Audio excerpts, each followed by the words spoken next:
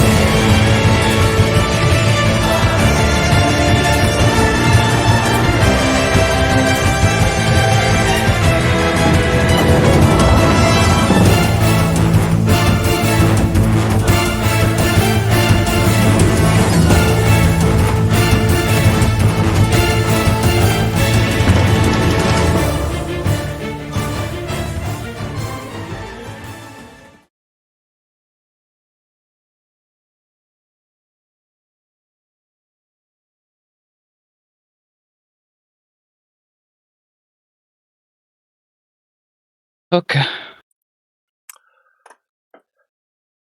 And we're back.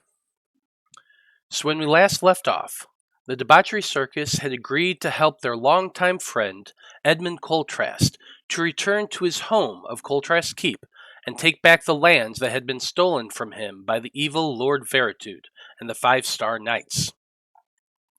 The circus managed to gain the support of the king and the assistance of a warband of orcs who had also been betrayed by Veritude, and, after a long series of adventures, the group finally arrived at the outer gates of the town of Coltrast. Though the squad faced the rising town ahead of them, their thoughts lingered on the events of the village of Turna.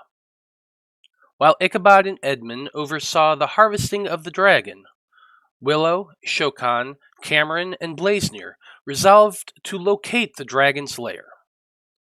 Secured in the knowledge that all dragons love treasure, the crew questioned the widows of the fallen fishermen and discovered that the men had found an odd curiosity out while they were fishing and had planned on exploring it that morning.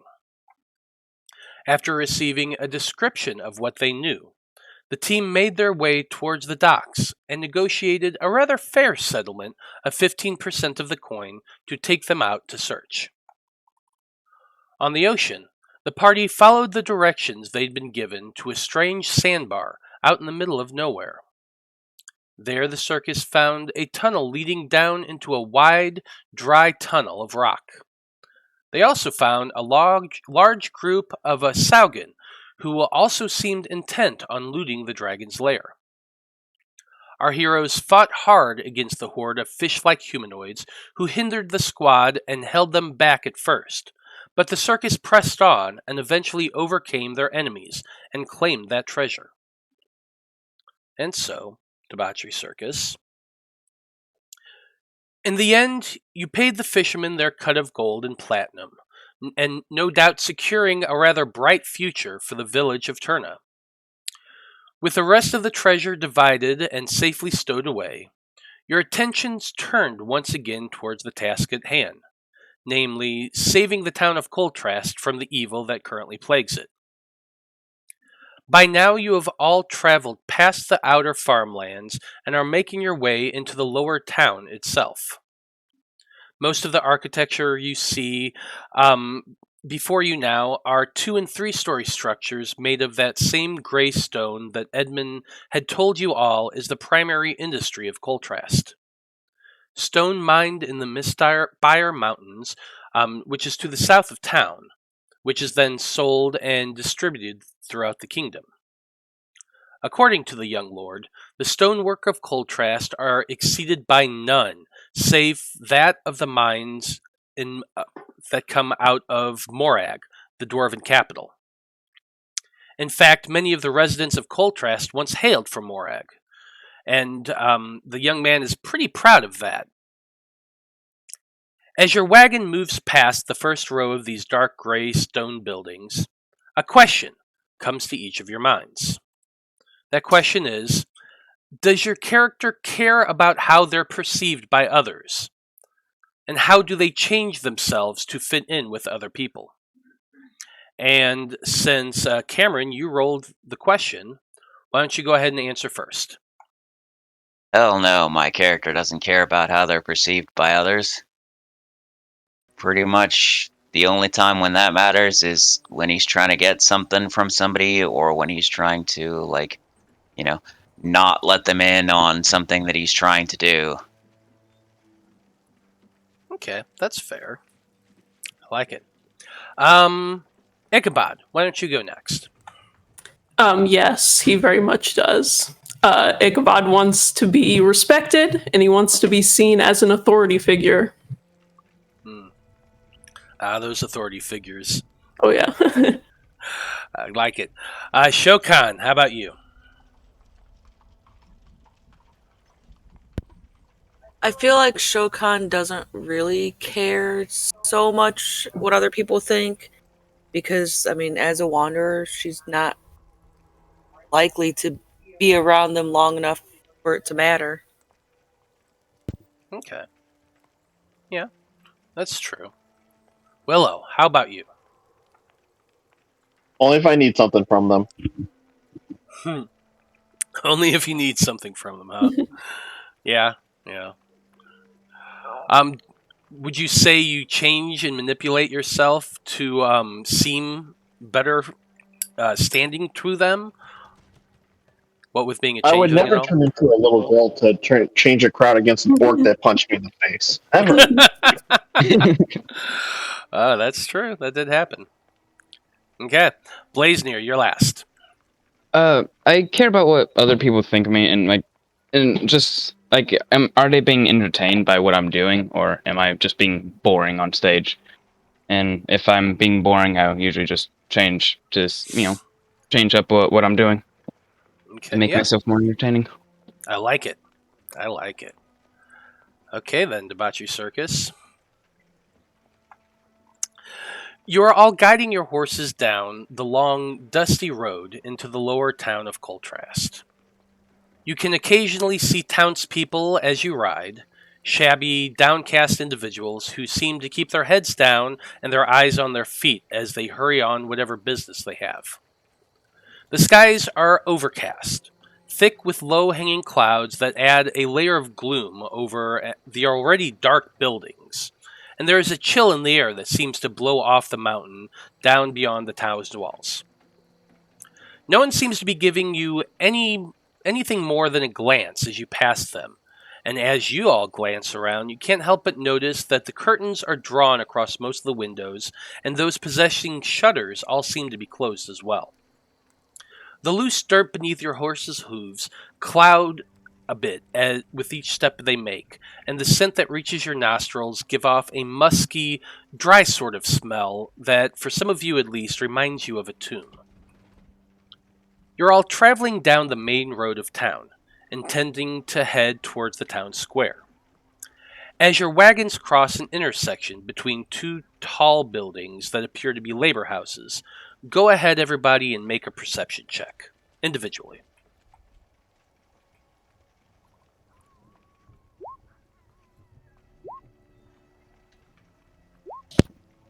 Well, 17. 22. 22. Ooh, 3 22s. Okay. So for most of you, You glance down the street to your left as you cross it, and the strangest sight catches your attention. Blaznir, you've seen this once before as you flew over the town last night, and you had told your friends all about it as well, but nothing quite prepares anyone for the sight of a tall ogre lumbering down the center of a street, which seems to be going in the opposite direction of you all. There are about 6 humanoid shapes surrounding the tall, hulking figure that fills the center of the street, but now that you're looking closer, you can see vines wrapped around the creature, weaving themselves through and around muscle and bone. 4 of the humanoids, you now realize, are unclothed, and are equally permeated by vines and roots that seem to replace muscle tissue in places and contour others. None of the villagers seem to be paying any attention to these undead either, you begin to realize, apart from keeping their distance from them. Walking behind the group of the undead, you can see a man in a red cloak with a spear at his side, and another man walking directly ahead of them.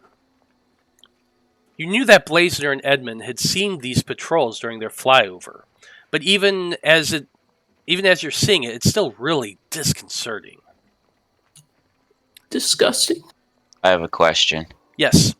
You said that the townspeople were ignoring the undead. Is it like they're just sort of actually ignoring them and going about their business? Or is it like I'm making a concerted effort to not interact in any way with these things? More the second part. Yeah. That's what I figured. They're definitely like trying to ignore the fact when these things walk by, and you can, with your 22, pretend they're not there. Yeah, with your 22, you can definitely see the shudder of fear and the hunched shoulders as though they could be swung out at and hit at any moment. Yep. I'm going to wave vigorously to the human in the back. I'm gonna be like the townsfolk, and after noting how many there are and what they're doing, I'm gonna quickly look away. Well, I mean, we're supposed to be a circus. We're supposed to be friendly, even to the idiots who are raising the dead, you know? Well, if you see any townsfolk that you can give a curt nod to. You do wave your hand at the back of the zombies, but none of them, they're moving the opposite direction. They're walking away from you all as your horses and wagon goes down the road, so they don't actually look back at you at any point. They don't shoot me a glance? No, they actually seem to be focusing more on walking forward than they are at looking back. Well, I was talking more about the person, but it's whatever. The man there. The actual human, but... Now, your wagon crosses the street unchallenged, though you are pretty sure that the zombie ogre at least glanced in your direction before prodding on. All right. If I could ride next to Edmund and say, "Sir Ed," or what are we calling you while you're in town? Shouldn't you have a nickname? Sir Edmund. Yeah. Well, Edmund, right now. The moment you all started heading towards the town, he transformed himself to look like a little dwarf. All right. Bit of a blonde, shaggy beard. He's of the same height, so he doesn't look much different, other than his shoulders are broader and he has a beard now. But having probably never seen a dwarf before, I assume that he just gave himself a beard. No, he's definitely seen dwarves in his life. Okay, he did talk about me personally. Oh, you, yeah. I've never seen a dwarf before, so I assume he just gave himself a beard. I'm just imagining the first time he transformed, he spent several minutes just like sitting there, like either looking at or playing with, if he actually could, the beard, just because he's an adolescent, so he's probably got that like definitely no actual facial hair going on yet, and so he's like, all man, right, if I had a beard like this. Boy, you said that there were 2 inns in this town. I think it would be best if we could get to one of those and drop off our equipment, and then we can walk around town and gather as much info as we want. Yes. Of course, the file closed on me, so I have to reopen it. Ed, listen, you should sound more gruff if you're going to have a beard. You got to put a voice on at least. Yes. I bet. One of them is the Maiden's Wand, and the other one is why don't you guide the us crossed to axes. Guide us to which one you think is your favorite. And he kind of shakes his head and he whispers, yes, my father did speak about the crossed axes as the one he would frequent when he went down to the lower town. Perhaps we should go there first. All right. I would like to follow Edmund's lead and head in that direction. Sure. Okay. So making your way towards the center of town, you do eventually see a large, wide, open square. Most of it made up of hard-packed earth, but in the center of it, you see the remains of a gibbet that had been built up, and then taken down recently.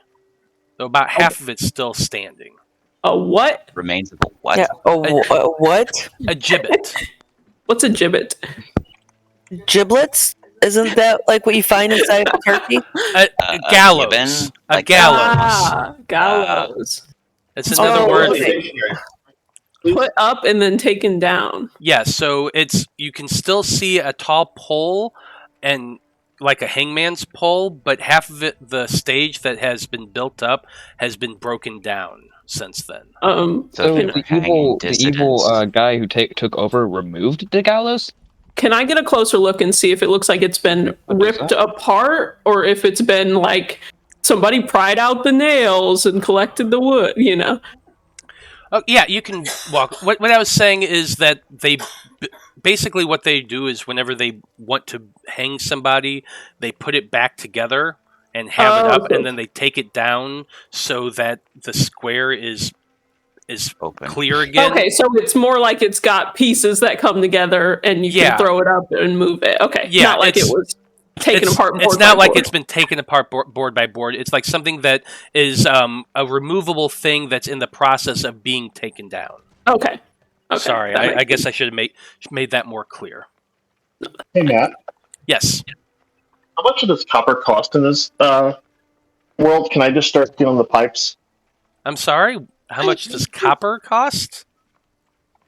Never mind. Never. What? You're just gonna give up? You can't give up like that. No, you better bring this. Yeah, through. yeah. What the hell are you talking What about? are you talking about, dude? Come on. Tear down the copper from buildings to sell it and recycle it. They don't use Buildings piping being torn yet. down. Yeah, They use piping for. Bad joke. He's They making don't- some yeah. niche jokes. I see. Okay. There's a reason I'm wrong. But anyway, you can see that a gallows, since you don't know the word gibbet, has I like to learn new words. has been recently brought up and is in the process of being taken down. Okay. All Okay? right. Across the square, the town square, you can see a tall 2-story building with a bit of a barn built off to one side of it. There you see on the big sign on the top a large painting of 2 crossed axes, kind of in that, X position, Mhm. with lettering underneath it proclaiming it to be, what did I call it? The crossed axes. I reckon this might be the place. The inn itself is a very grand timber and gray stone brick building with a yellow tile roof and vaulted ceilings. I'm going to go ahead and move your tokens over a little bit. So Yeah, I'm thinking it's this place. Is that yeah, right? it's that place down there towards the end. I thought we were looking for a young man being chased at by 2 women because the bar would be the crossed X's. So I currently have horse vision, but not Ichabod vision. Okay, I can fix that for you. I see through Salvatore's eyes. I have very grayed out vision, but I think that might. Oh, it's overcast. Yeah, I can't tell if that's just it being overcast, but Salvatore can see like all over the place. Are you able to see now? Let's see. Yes, thank you. Yeah. Is everybody good on vision? I can see, but it's like very gray. I don't know if it's. Put yourself in the building and see if you can see from. It is going to be a little bit gray. But, yeah, it is going to be a little bit gray. I did that with the light to make it kind of appear overcast a bit. If it's too dark, let me know that, and I'll brighten it a bit for you. No, I think it's fine. I just didn't have vision inside the building. Yeah. Well, it's the one building that actually has walls on it. But you approach the inn, and you pull your horses out toward the stable. As you approach, a young man comes running out from the stable and walks up to you, and he says, yes, are you looking for a place to stable your horses for the evening? Yes, that would be quite nice. Are you taking rooms at the inn? Most likely. We don't have anywhere else to stay, so we'll just stay at the other inn. I thought that will rather be taken. Annoying to stable horses at this inn and go to the other inn to stay at the night, so, you know. What my friend means is yes. Yeah. What I'm saying is, sarcastically, yes, we're going to stay at the inn. The kid kind of is just looking at you like, oh, okay. Edmund climbs down and he hands the kid a coin and he says, yes, go ahead, bring the horses in the stable and bed them down, and we will be seeking accommodations inside. Thank you.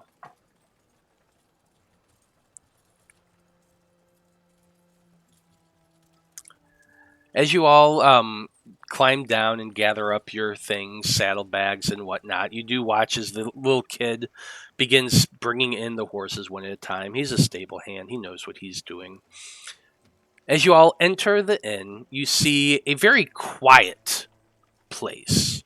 There's only about 3 or 4 patrons currently in the inn right now, other than an old bald man with a long white beard standing behind the bar, currently rubbing a glass. It is only about 10:30 in the morning right now, so it's not surprising that there aren't many people in the inn. I would like to. I can communicate with Salvatore telepathically, so I would like to command him to let me know if anybody messes with our wagons, since he'll be in there. Let me know. It says we can communicate while we're within 1 mile of each other.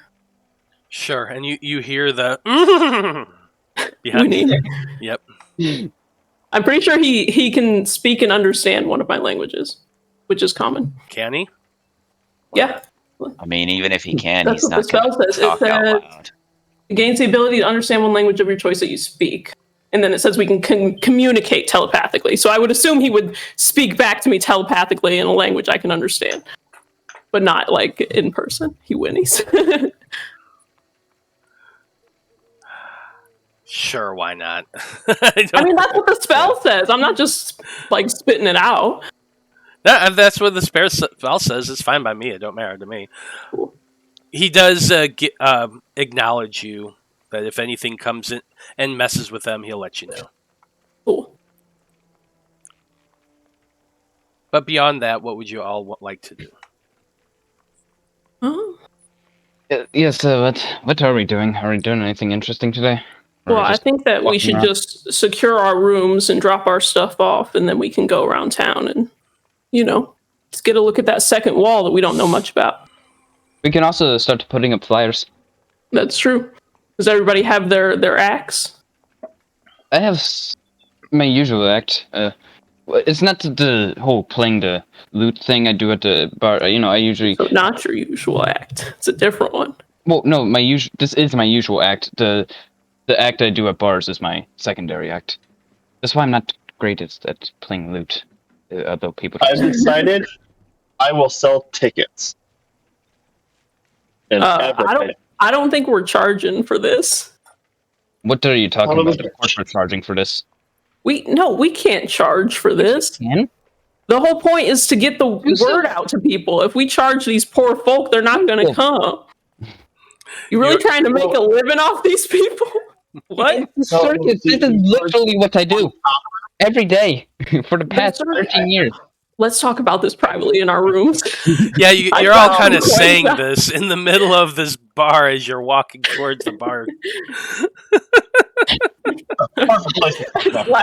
slap some coins down on the table and say, how many of us are there? Let's have 3 rooms.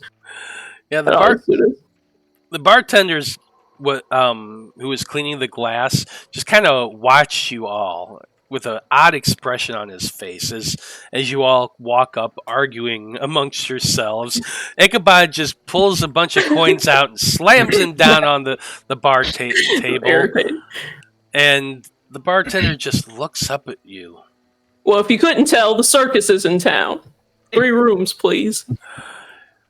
Yeah, we're still getting everything together. It's a process. We're paying for this, all right? Anyway, point is, well, rooms are 3 silver apiece. That's 3 silver per person. Okay. I give him a 3 silver.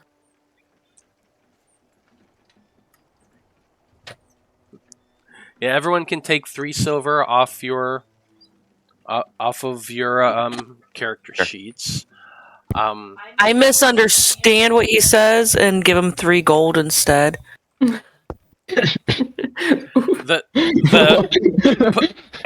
Shokan puts gold on the table, the bartender's eyes go wide and he says, "Oh, Master Turtle, that's way too much. Way too much." I've already walked away by this point. We're bringing a really weird energy today. Yeah, y'all really are. But the bartender's like, he's kind of bowing a little bit. And he's saying, "Oh, yes, masters, of course." And all the coins have now disappeared off the table. They're just gone. And he said, "Please, cut right this way." And he leads you upstairs to a very, very narrow corridor that's lined with rooms. And I mapped this out too, just for the fun of it. So I'll show it to you. Because we're going to get killed in our sleep, that's why. Yes, exactly. Probably. But with the amount of gold that Shokan has placed down, he gives each of you your own room.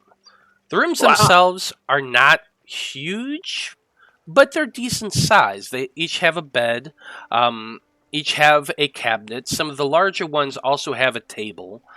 But beyond that, the furnishings are very, very Sparse. Sparse, thank you. That's the word I was looking for.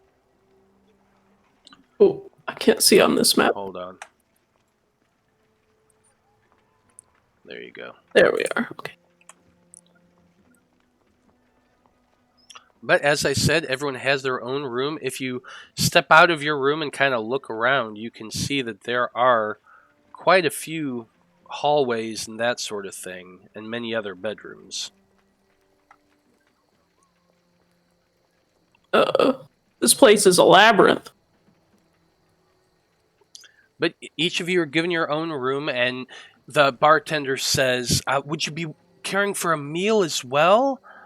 We have quite a lovely amount of menu items in store." In fact, I think we will be going out for the day, but if you'll have something prepared for us when we get back. Yes, of course. Yes, of course. Do you plan on eating in the dining room or in your own rooms? We'll eat down with y'all. Very good, master. Thank you. And he kind of keeps bowing and. Everyone question. And don't call me master anymore. I really don't like it. Do you have any specialty teas that you guys specific to this region?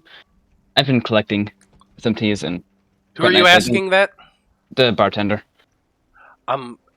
Teas. Yes, sir. We do have a quite lovely teas. We call it a stonemason's blend. It is a tea that's actually grown up on the Mistspire Mountains and harvested early, but then smoked.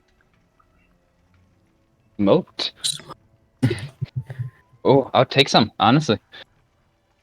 This is like a Coltrast special kind of tea, yes?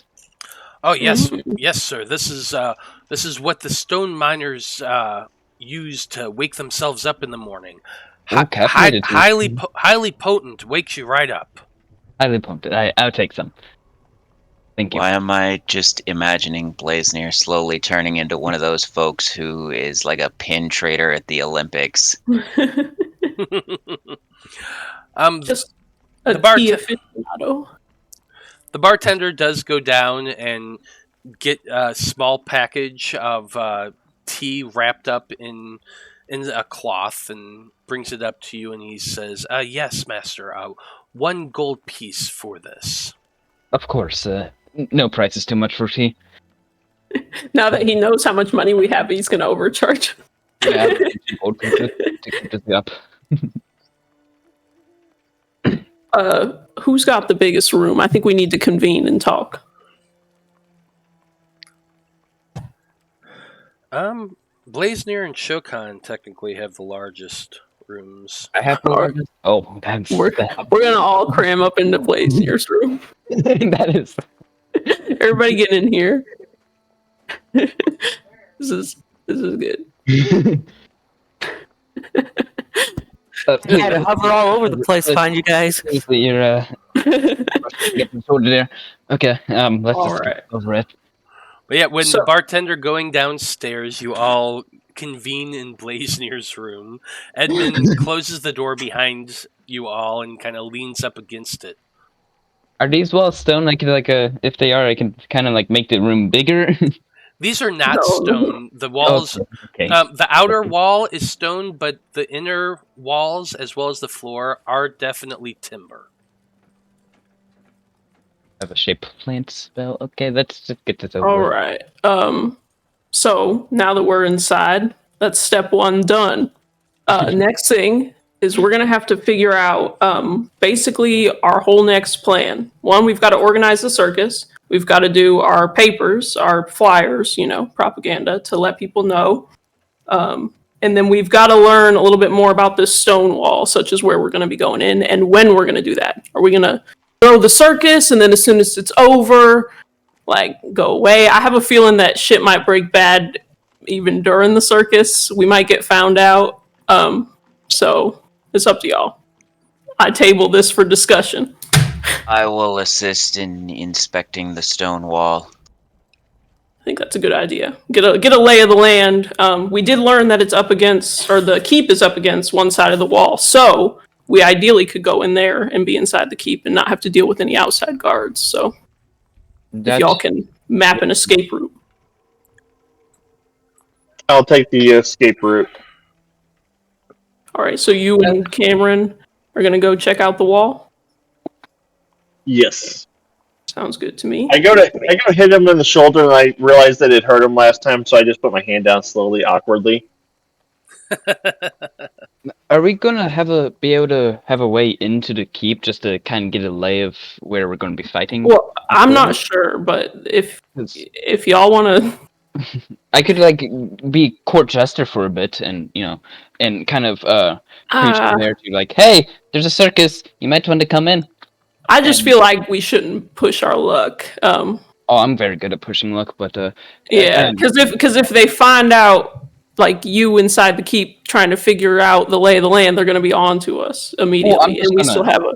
I'm just going to get a little not even wander about the keep, just kind of look around, see what's going on in there. There's probably going to be a lot of undead in there. I'm probably not going to be able to. All right, if you can find a good, legitimate way to get within that stone wall, I'm all for it. I love to know where we're going. So, but just don't do anything extremely suspect that's going to ruin it before we even get to it. Yeah, I would like to at least have the circus before we get outed. Right. So we're still in the planning phase. Second thing, yeah, I think that's pretty good. I think that's good. All right, what are we gonna put on the flyers? We had decided that we're gonna make it so it's visible to civilians, I think is what we were gonna say, because then it would be we should say living civilians. No undead cops. Well, aren't the guards technically civilians? No, if you're a guard, you're not a civilian. Who makes those rules? I don't understand your society. Guard would be considered military. Yeah, he's military. What are you talking about? Oh, you still This live is in. the problem with your country. You don't have mandatory service. Let's see. Mandatory military. Populace. Hold on, my fascist Lord music. I'm gonna backpedal on that one. recently instituted Prima Nocta and slept with your mom. All of them. We are here to help you get payback. I think that's good. That's a good rough draft. I think we need to be communicating Is to it, them though? exactly what their part of the plan is, such as go to this location to evacuate. You know, like, oh, I wanted to ask Edmund, is there like a sewer system? There is a bit of a drainage system, but it's not very large. Is it something that might go beyond the wall? Even if it's not large, if it could just be a tunnel past the wall, that's really all I need it for. There is drainage underneath the city that runs out from both the upper and the lower districts. As I said, though, they are very small. Cameron, I think, would be able too to small to even crawl through. I see. I think can Cameron turn into might a be rat. able to climb through, and Blaznir with his ability to transform, but Shokan, Willow, Ichabod, I don't think would be able to make it through. I understand. So then it seems like we'll have to send the townsfolk through the front gate if they're going to be evacuating. Is there a back door? I think there was only one gate around the whole wall, and they're building a trench on the outside. I'm going to whisper to you guys. You don't If have there's to. not a back door, we can always make one.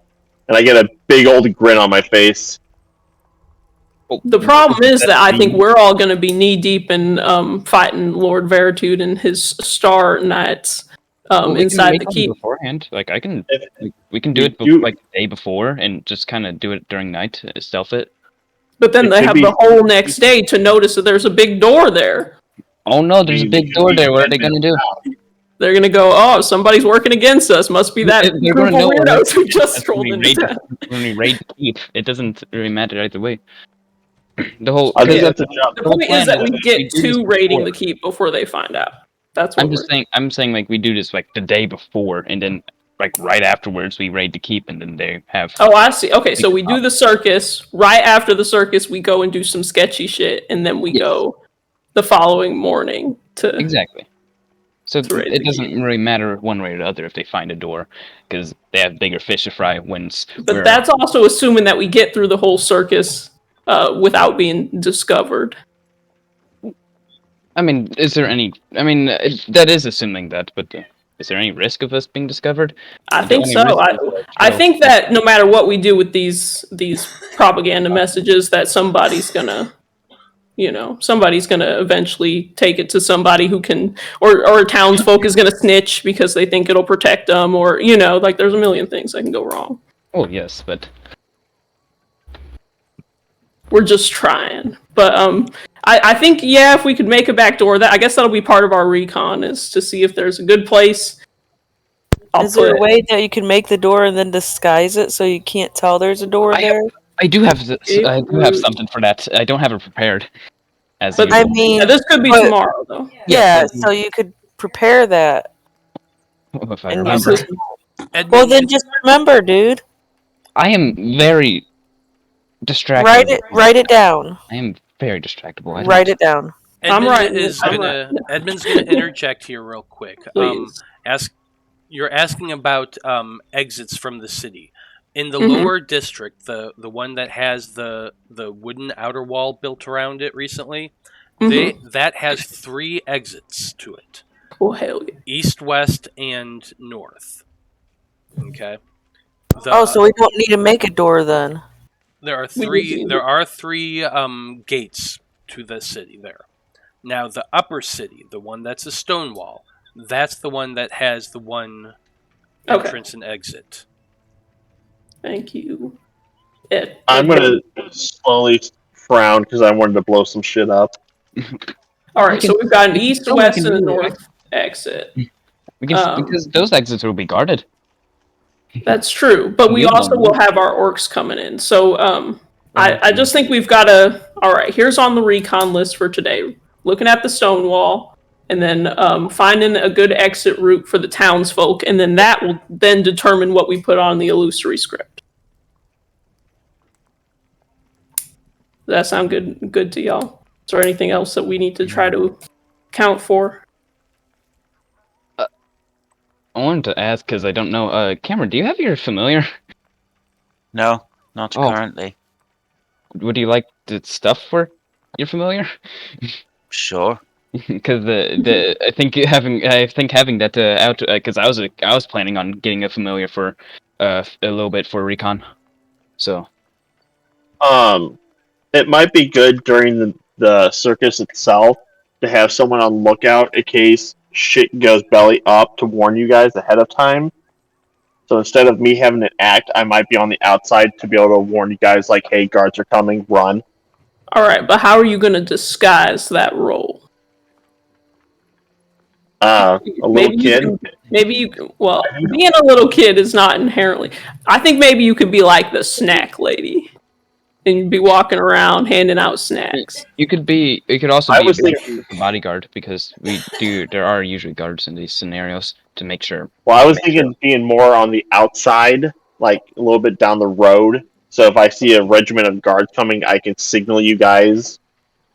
Yeah, or at least do a distraction for you guys can GTFO. Again, you could just say, yeah, you're guarding the thing, tent, making sure that no one enters without paying first. All right. Unless you want to be a little further away from the tent. Yeah, I was saying like further away to give you guys some time. I just think that it might cast more suspicion on us. I can hide. That's you true. Can hide. But then if you are found hiding, doesn't hide and make you look suspicious? They're like, why are you hiding here? I can turn. I mean, the circus just showed up out of nowhere. Isn't that suspicious enough? It is. That's why I'm like, we shouldn't make ourselves more suspicious. That's why we can hide behind the veneer of being a quirky circus that just rolled in from nowhere. But if we're then hiding and, suspicious and, just we do suspicious things and people are like, oh, it's just a circus. They're being suspicious. And their whole gimmick. All right. Well, I guess at the back of everybody's minds. Don't be suspicious. At the back of everybody's minds, be thinking about your role in the circus and your acts and whatnot. So then it sounds like Blaznir, Cameron, and is it Shokan? Yeah. You three will be doing acts. Yeah, I figure I'll do strong woman act. All right, and then have we got any joint acts? I gotta organize. Yes, I'm going to be doing it with Cameron. I'm going to be shooting my bow and missing him while he goes around on the wheel. All right. I could I could do multiple acts. And did someone say my name? Yes.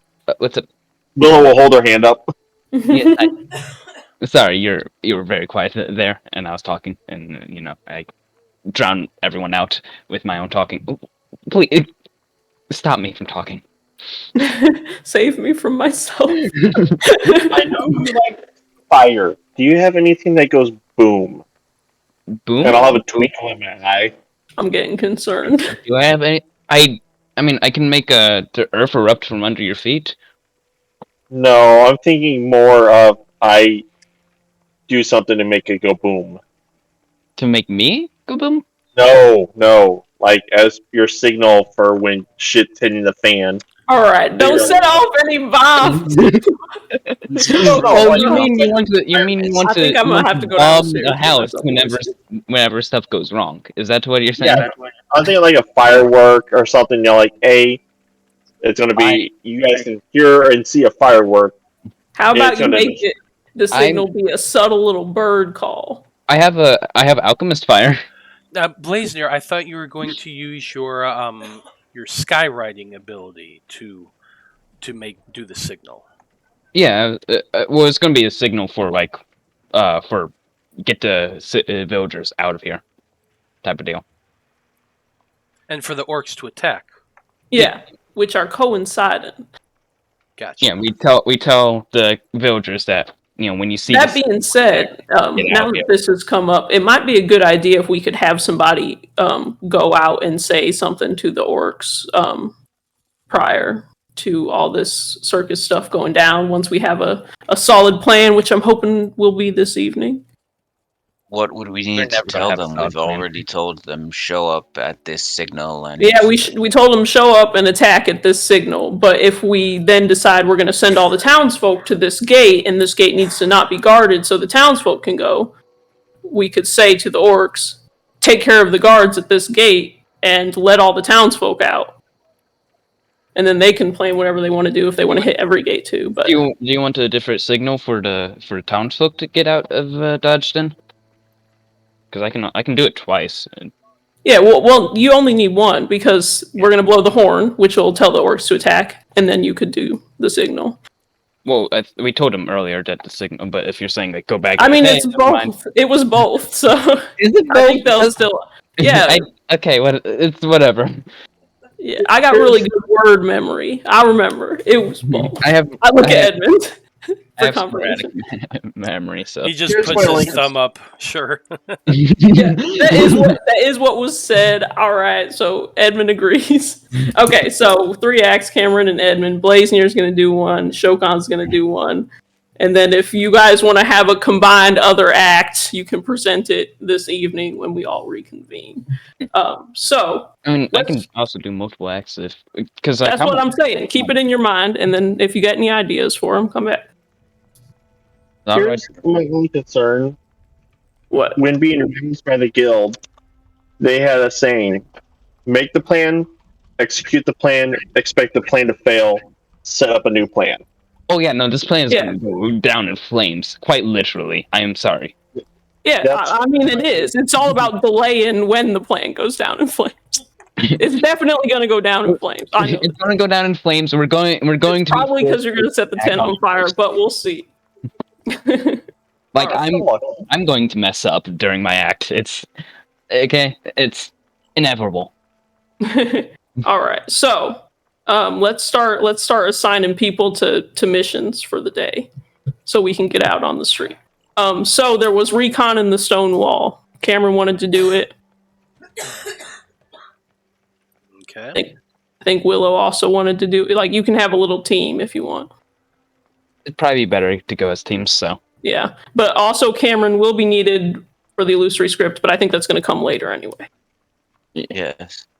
Once you've decided what exactly it is that you wish for it to stay. Yeah, I think that'll be decided a little closer to this evening. We're going to have a meeting, yeah. Merely we're going to have another meeting in this exact one room. Of those examining the wall, as I will most likely be one of the ones required to break it. All right, so Cameron's going to do that. Do you want me to go with you? Because I'm also going to be one of the wall busters. It's as you like. If not, I can always fill you in.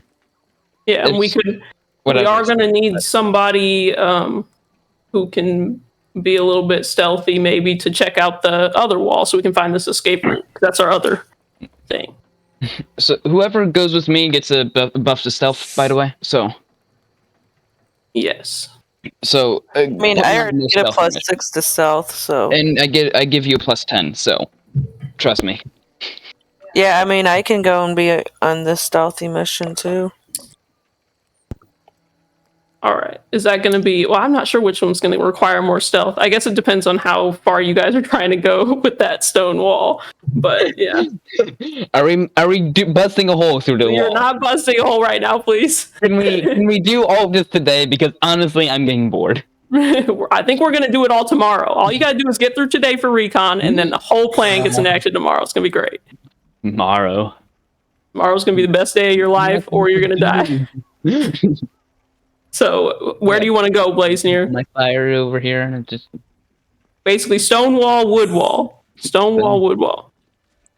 I feel like stone wall is more dangerous because it's more towards the keep, so I'll go there. Okay, so we got Cameron, Blaznir, and Willow.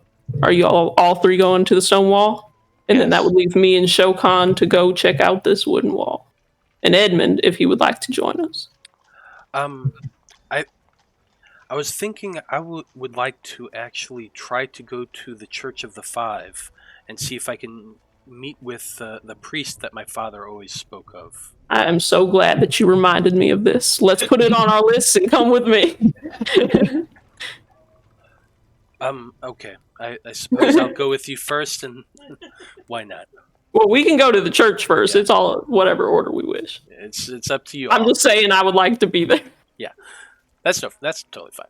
Now, I've been looking for a way to do a really good map of Coltrast, but the map program I have has not been working, and none of the ones online I've liked. So I hand drew a little sketch that we're going to pretend that Edmund drew for you all, because I've never found a good one that I like. But this will give you just a rough estimation of what Coltrast looks like.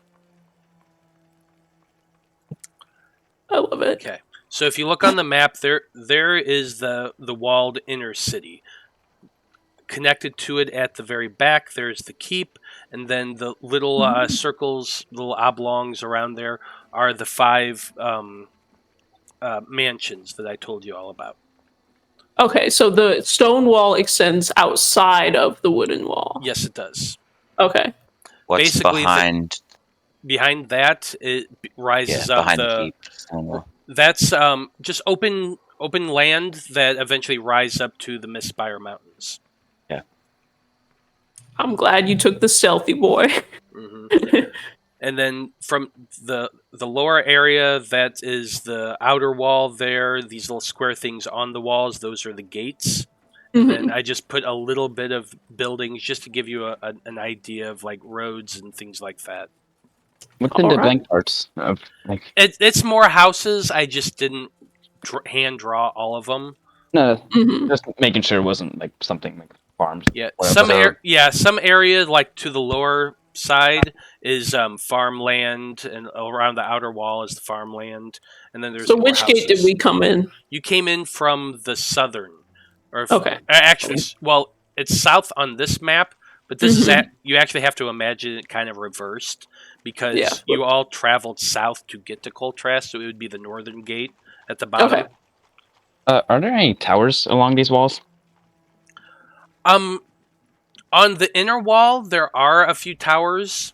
Yeah. The stone wall, there are towers. On the outer wall, it's just a big, long... did any of you watch The Walking Dead? No. I watched it early. Okay, so you didn't get to the end point of it? Okay, then that won't... No. I've read it. Does that count? It's... Yeah, one of the settlements is the hilltop, and I kind of picture the wall similar to that. But imagine if you cut down a bunch of trees and just left their trunks and stacked them along side by side and built a wall along that, and then they built a rampart behind that on the inner side so that they could walk along the wall and look out among it. But there's no tall towers or anything like that. It's just a long walkway around a very long freaking wooden wall. So the stone-walled area with the keep, you said that was higher up? Yes. Mm-hmm. It's like How on a high on a is it off the ground? Yeah. It's more of a slope upward. It's more of a slope going upward and continues on beyond the wall, going up into the mountain. Oh, okay. So it's not like it goes up and then suddenly drops off in the back. Got it. Yeah, you want to see my drawing? That's mine. Wait, where is it? There you go. Yeah, more or less. That's except to connect this wood wall. Yeah. Pretty close. Pretty close. All right. So if we're ready, I am so excited to get to the recon part of this. Let's get out on this. This is going to go horribly, and I wish you all the best of luck. This is just like what I've been doing the past 2 years. It's very fun. And this is going to be the time you fail. You know? Yeah. Well, It's I like failed you've been many doing this- times. I failed many times for sure. Been doing this for so long, and See, now. it's not about the battles. It's about the war. Right. Anyway, so Cameron, would you like your familiar before or after recon? Just keep in mind how long it takes to cast the spell. What time of day is it? Just yeah. Oh It yeah. says it's still early morning. I said it was Okay. about 10:30 or so when you arrived in the town square. Because Yeah, find cool. familiar takes an hour. It does, doesn't it? Sorry, I've never cast Find Familiar without a. I mean, it's not totally unreasonable that you would take 1 hour and then it would be 11 something. Yeah, You know? you could absolutely do that. It's really up to you. You have your rooms for the day. You have the walk of the town. The only thing you were told was eventually you got to meet with somebody to talk about setting up the circus tent. But beyond that, you have free reign of the city. So I'm fine with that. We can take an hour, and I can assist you in the workings of such things, since you've never cast the spell before. Well, you see, I have like ability where I can just use one of my like you know how I turn into animals, right? I can just do that, but summon familiar, and it just takes an action.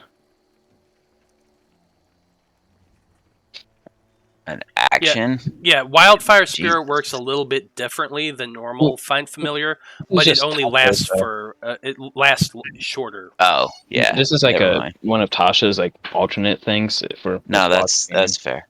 Yes, I can take an hour and cast this now. Might as well.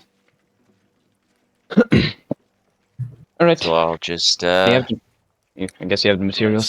So it looks like as you the said Wild you were going to provide Companion, them. you can do it. Looks like with Wild Companion, you can do it for up to 4 hours. Yep, and up to 8 if I use both of them, which I don't need wild shape today. I don't think so. I mean, Don't know. you can recon it in your wild shape too. Yep. What? So I will obtain the ingredients from Blaznir, and I guess. Well, I just don't go have into the my room. ingredients. It's more of going to buy them for you. Oh, well then, yes. Let's go get the ingredients. Mini shopping trip. Try to sell that brooch while you're at it. Hey, is there a blacksmith in town? Do we have a magical item shop here? Edmund will say that there is a blacksmith that his father did frequent quite often. There isn't like a magic shop. It's more of the armor and shields and horseshoes and things of that nature. In that case, I'll take it off your hands.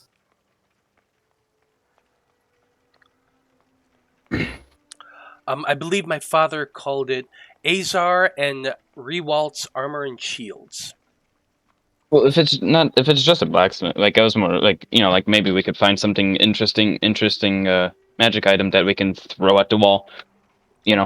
I think we'll be fine. That's why we spent several days in North Amia. Yeah. Yes. Well, you know what, Edmund?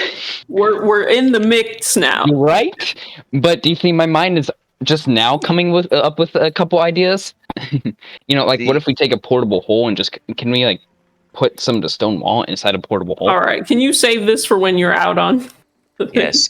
Edmund, is there any place in town that I might obtain a brazier made of brass? He just kind of looks at you like, Never mind. No familiar then. Oh my god! Just like buy those ingredients off screen real quick. Okay. yes, it's fine. You can go charcoal? find Okay. You can go find a general store that. Sure, you can buy a I can make the herbs, so we don't necessarily need you to tell us where to buy the herbs. But like charcoal and incense, Edmund, please. Yeah. Tell me how much, Matt. What's the spell say? It says 10 gold pieces worth of charcoal, incense, and herbs that must be consumed by fire in a brass brazier. So I mostly just need the price on the brass brazier. I would imagine if you've cast the spell before, you own a brass brazier. Cool. Then I will mark 10 gold off. Just mark 10 gold off, and we'll say that you were able to find somebody to sell you that. Cool. Would a little city like this have that? Probably. I'm not going to make it too complicated.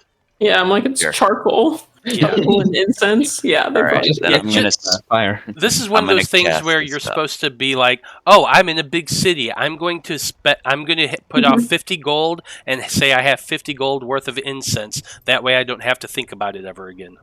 Yeah, I just hadn't thought about casting Find Familiar in a while because he's, only got a small amount of HP. So Yeah.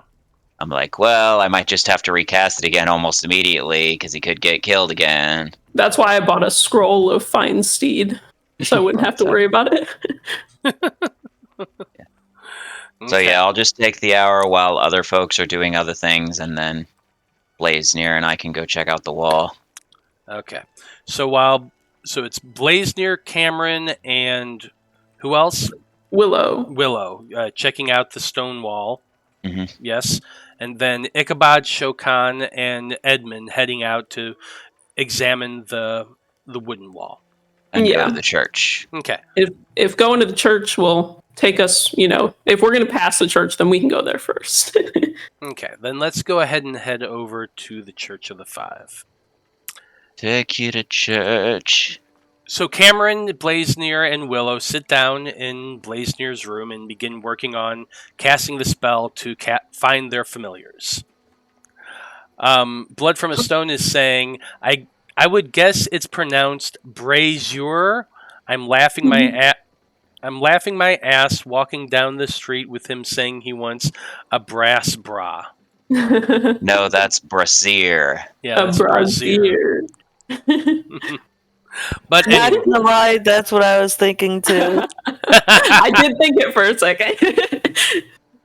I thought you'd go with the tiara. You have a tiara now, so I thought you Yeah. were really meaning I it. do I thought he was wanting to do some kind of cross-dressing routine or something, which more power to you. so what we're saying is Cameron in a Princess Leia outfit Yes. on the wheel while Edmund is shooting arrows. I mean, I'm not gonna lie. Before this game, I did ask Briana and Junior whether they thought it was a good idea if I wanted to start referring to myself as a princess of the Feywild now. So, Hey, why not? I'm into it. Okay. Alright. So You make anyway, fan art for that. So yes, please somebody make fan art for that. So Ichabod, Shokan, and Edmund, you all head out of the inn. The innkeeper looks up as you all head down the stairs, and he looks like he tries to call out to you, but you all just kind of wave him off as you're exiting the inn. Edmund leads you from the center of the town square to the west, a little ways to what you find to be a sprawling marketplace, about maybe 20 or so minutes away from the inn you're currently staying at. Here you see a long row of canvas roofed stalls.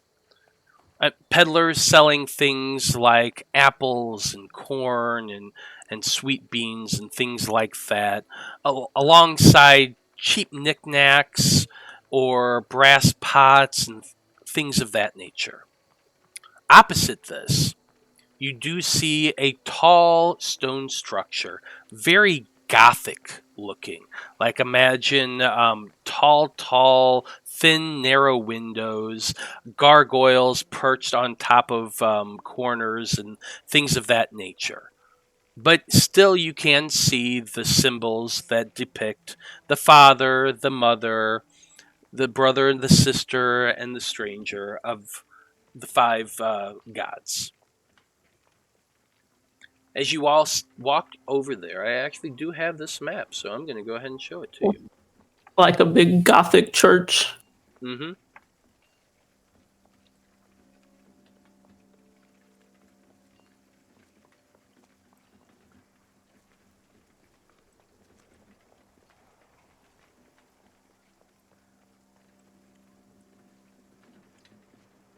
Oh, yeah. There you go. Stepping inside, you see an odd, oblong sort of building, wide at first, but as you step in, you can see towards the back the 5 tall stone statues that depict the 5 gods. There are a few people sitting in church pews that run to the left and to the right of the main aisle of this church. And behind an altar, you see a short dwarven man, white, close cropped beard, bald head, giving a very mournful sermon. Yeah, it's my kind of sermon. Along one side of the walls, you see a long row of books. And to the left, you can see a small table filled with candles. Some of them lit, some of them not, which you know is used to offer prayers for people. All 3 of you step in quietly and take seats towards the back and listen as this old dwarf is speaking about even in adversity, the father looks down on his sons and smiles. When things seem the hardest, that's when we know the comfort of the gods, and we must seek that comfort in times of struggle. Things of that nature. All right. I remove my hat. Eventually, the sermon ends, and you all watch as townsfolk, most of which are human. You do see one other dwarf in there as well, but all of them are clothed in that same drab, dusty clothes that you've been seeing pretty much everybody have. They look as though they've spent hours, if not days, in dirt piles. The dust just kind of clings to them. They walk up to the front of the church, and the priest there kind of offers a little bit of a benediction to each one, and slowly they make their way out into the town once again. And you're all left alone with this dwarf who, after giving the last benediction, kind of turns back to his altar and begins rummaging through some papers there.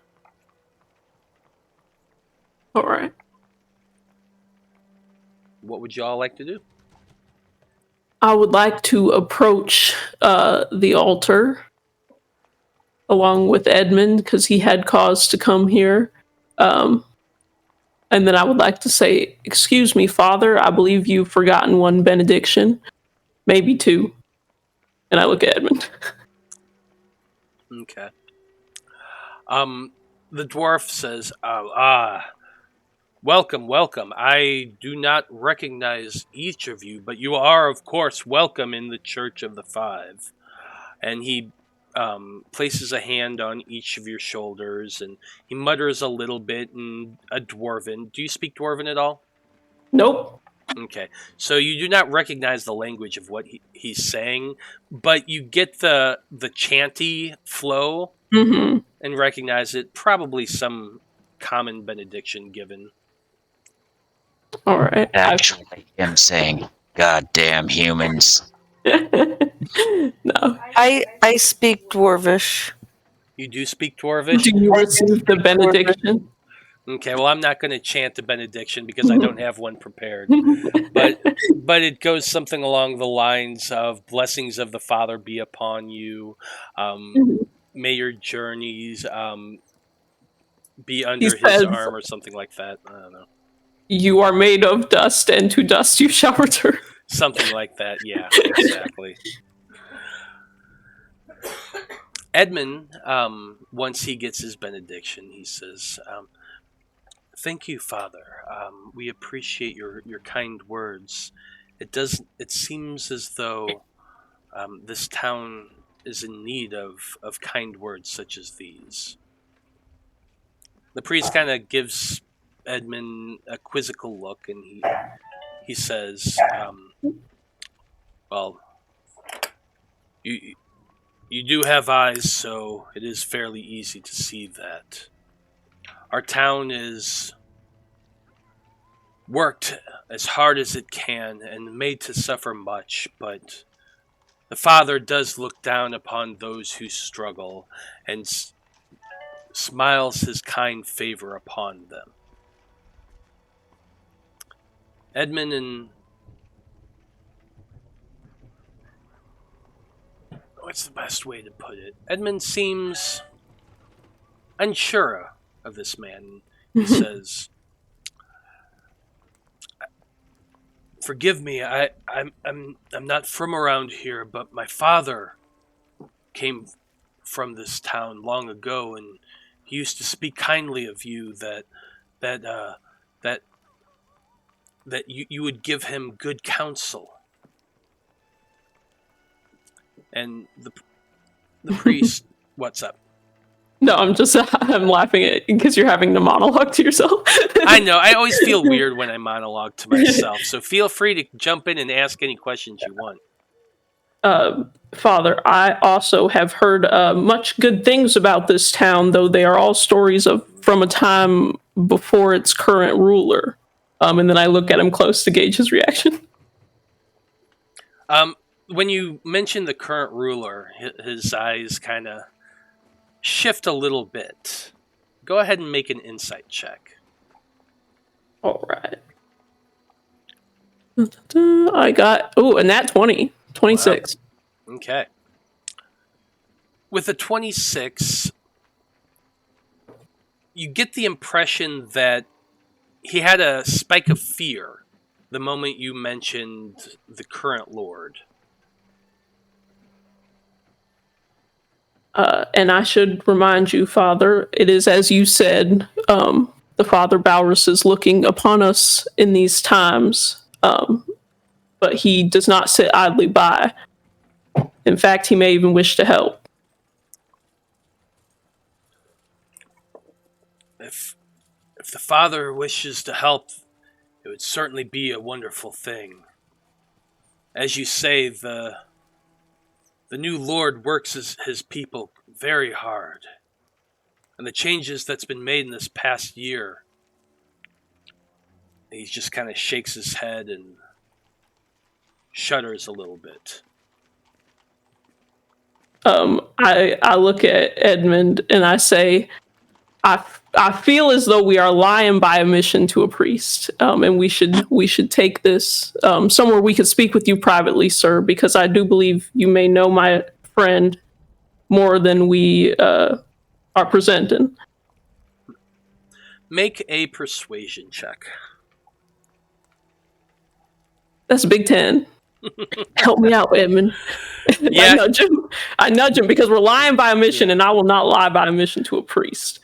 Edmund, you nudge him and say, Father, please, come speak with us in private a moment. We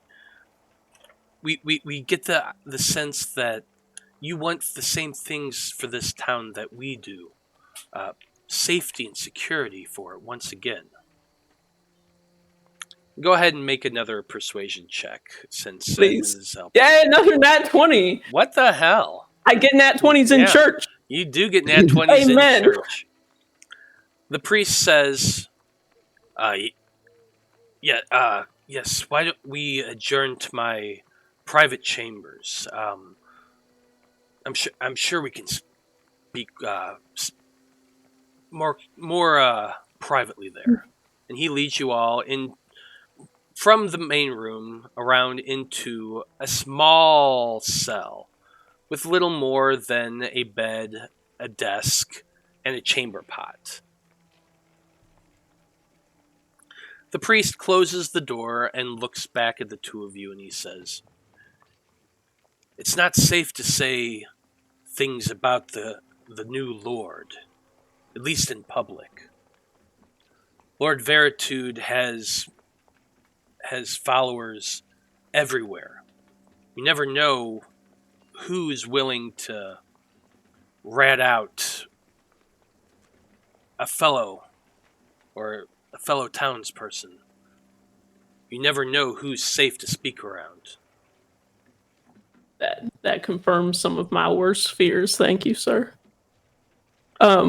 Anyway, I would like to introduce you, and I gesture to Edmund.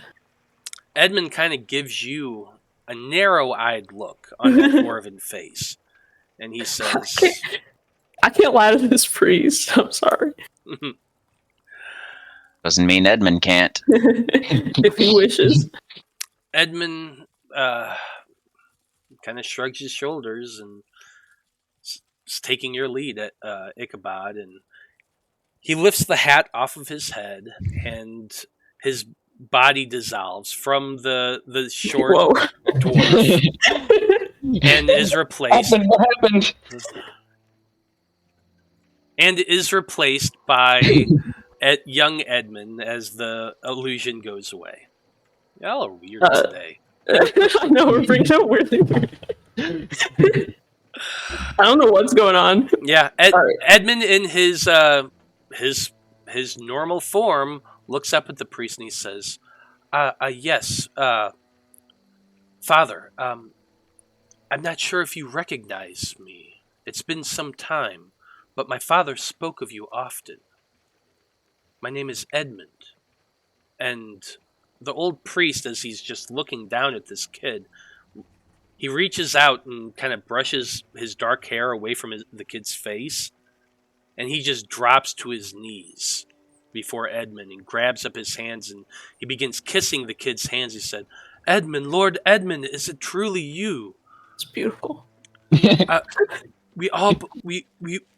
were told you were all dead, that all of you have been killed.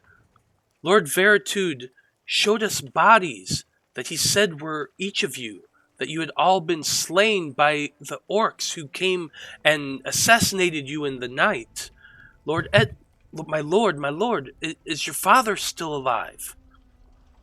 And Well, go ahead. unfortunately, that story is true up until a point.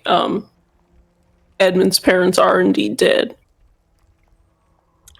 Indeed, they are, as are my siblings as well. Lord Veritude hired some orcs to come in and assassinate all of us. That way he could take over our lands. The orcs kept me alive because they believed Lord Veritude would betray them, which he did. And these gentle folk, he looks up at Shokan and nods at her, and he says, my friends here, they rescued me from the orcs and made a deal to get revenge on Lord Veritude. And so here we are, looking to retake my lands. But when we arrive, we see these horrible, horrible things, zombies and such, walking freely among the town. And the dwarf, he begins talking a little bit about how when Lord Veritude took over, he instituted many drastic changes.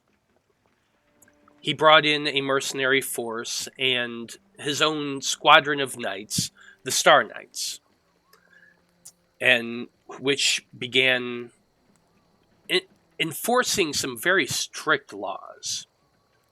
He tells you that there is a curfew over the town, that after dark, no one's allowed outside their homes. You can go to the inn and stay there the night, or you can return to your home. But after that, everyone is expected to remain indoors. Most of the townspeople, he tells you, have been repurposed. Those who worked in the mines, in the stoneworks in the mountains, now work in the keep. Do you have any idea what they're doing there? The priest looks to you and he says, well, yes. All right. They're excavating something underneath Coltrast Keep. I've seen it once or twice myself. It's long, almost like a dragon's tail, but made completely out of stone. They've excavated a good 30 feet of this. So it sounds like it's more excavating one thing and not excavating like a bunch of little bodies. He kind of shudders that you mentioned bodies. Sorry. All of the bodies that have been laid to rest here in town have been dug up already. All They right. did that within the first 6 months of coming here. I assume that might include the members of Edmund's family who have been laid to rest there. I haven't seen them myself, but it would not surprise me. All right. They've built themselves a large army. At least 1,000 or more zombies have been created and enhanced in this odd, perverse way. They use them now as patrols, but a much larger force remains within the keep itself. That's concerning. Is there anything else that you can tell us about the Star Knights? There's 5 of them. I've only seen one himself, a bald man by the name of Portleon. Mm-hmm. He lives down here in the main lower city itself, in the mansion up near the upper city. All right. The rest of the 4 live in the upper city, in the last mansions, and a 5th has recently joined, a woman. I cannot remember her name, but she's only been here for about 2 weeks. Okay. Is that right, about 2 weeks? Yeah, I think so. He's already gotten over 10 5-star reviews. All right. Well, you do realize it's 5 star nights. Yes, I do. I just, anytime you say it, all I can think is, you may receive a survey after this. Can I count on you to give me 5 stars? Yes. That is the rating on all these nights. They have 5-star rating. They're all very good at fighting. But sounds like they usually be in their houses and not hanging out in the keep, which is good news, I hope. Father, there's just one more thing I can think of, which is that we believe that you might have a role to play in all this. As you can see by Edmund's returning and us asking you all these strange questions, the time of Lord Veritude's reign has now come to an end. So we want to try to evacuate the townsfolk. You're a leader in the community. We're hoping that maybe there's some way you can assist us in disseminating that message and, getting the people out. The priest kind of looks between you and Edmund for a moment, and he says, if Lord Edmund is here to retake his land and drive Lord Veritude out, the townspeople would rally behind him and fight for their lord. Do you fully believe that their loyalty to Edmund is stronger than their fear of Veritude? Because at the beginning of this conversation, you said that people would be ratting their neighbors out. Some would, absolutely. But I cannot believe that the majority of the town would prefer to return to Lord Edmund's rule, the rule of Coltrast, than be subjugated under Veritude. There are those, of course, who serve Veritude wholeheartedly, but many I speak to would stand with you. All right, that's good, because that's the people coming in your church. I will return this evening with a stack of flyers for you, or perhaps in the morning. That might be better. Flyers? Yeah, this is our stratagem to communicate to the townsfolk how they are going to evacuate and at what time. It's a delicate operation. When do you plan on making this attack? Give me a few days, Lord Edmund, and we can have word to all of the men of town, readying readying the women and children to flee while the men rise up and fight alongside you. I'll leave this one to Edmund. Well, Ed, do you think we can wait long enough to, or what? I'll say that we should probably compromise. How about we give you 2 days?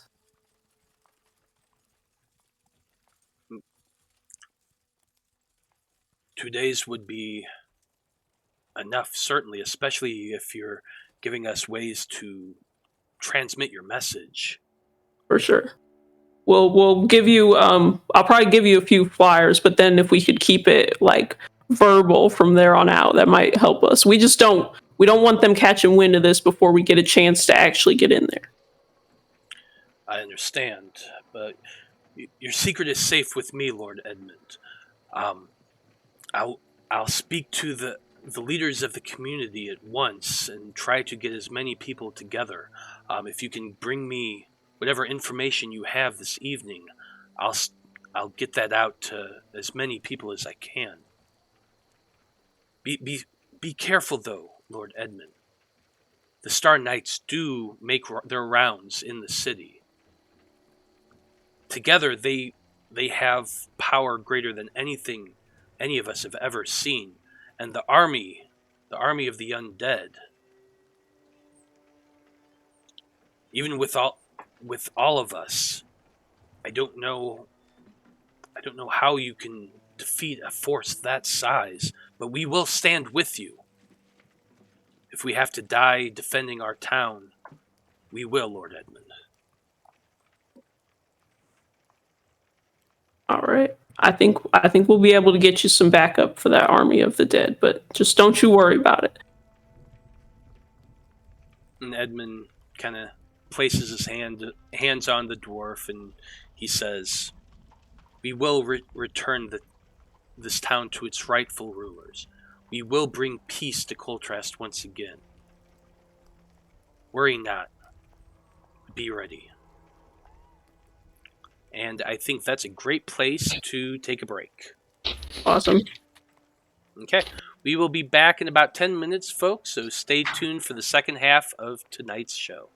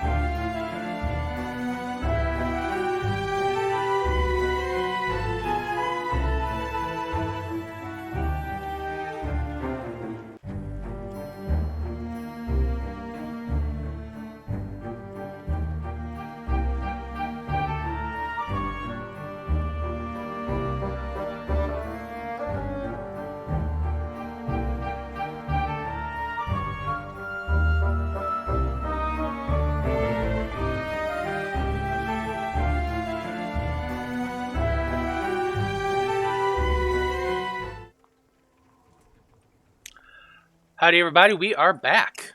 And when we last left off, Ichabod, Shokan, and Edmund had just met with a priest of the five there in Coltrast and learned that much of the townspeople are very much in need of wanting to be away from Veritude. Rescuing. Yes, very much in need of rescuing.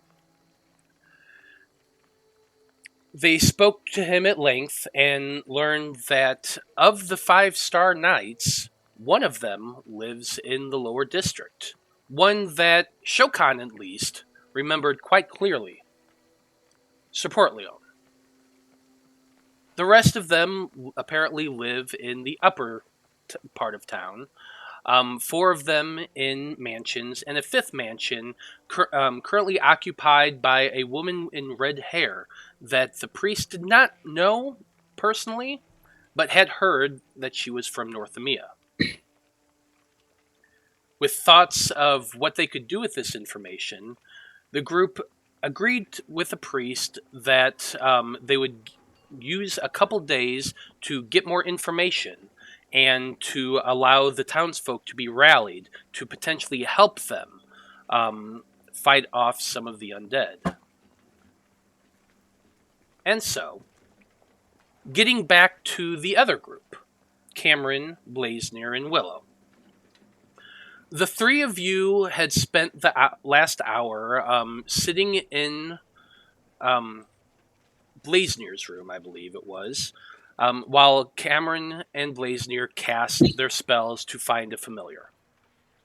Cameron, your hummingbird, after that hour, comes to life inside the brazier and begins flittering around you.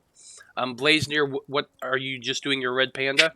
Well, no, because it's an actual familiar, so it's technically going to be Cayenne, but not a fire. It's just going to be a cat that looks like Cayenne. Fair enough. Cayenne soul in a cat. Yep, Cayenne in cat form. Yeah, because it's not. Ooh, he's like a fiery red cat. Exactly. Okay. You make your way down into the inn, and the bartender kind of gives you a wave as you make your way out from the inn. And you step into the center of the square once again. The moment you do, you notice that there is another one of those large lumbering patrols walking down the center of the square. The huge undead ogre with vines wrapped around its huge arms and dragging along behind it on its legs. 2 zombies to either side, and 2 men, one in front, one behind, leading them along a trail. They all kind of look at you as you give them an awkward wave, Blaznir. It's not awkward. It's energetic. I have charisma. All right. And the guard from behind sees this, scowls, and walks over to you. This is a human man. He's carrying a long spear, and he has a red cloak draped about his shoulders. He walks over to you and he says, "I don't recognize you." Well, I don't recognize you, so I guess we're on the same page. With just a giant smile on my face. I'm Blaznir. We're part of the circus that just rode into town. Order from the king. You know, liven up the mood, make sure people don't get too antsy. As you do. He kind of scowls a little bit. I Very haven't heard scowly. anything about a circus coming to town. Well, you are just a guard. You know, escorting the undead, so would you really be told of this? No offense, obviously. He seems to be taking offense. Go ahead and make a, I don't know, make a perception check. Perception? Mm-hmm. Oh. I'm just currently looking at the undead, wondering how they managed to blend magics to make such a mockery of nature. I am too, but less obviously. 20. Okay. One second here.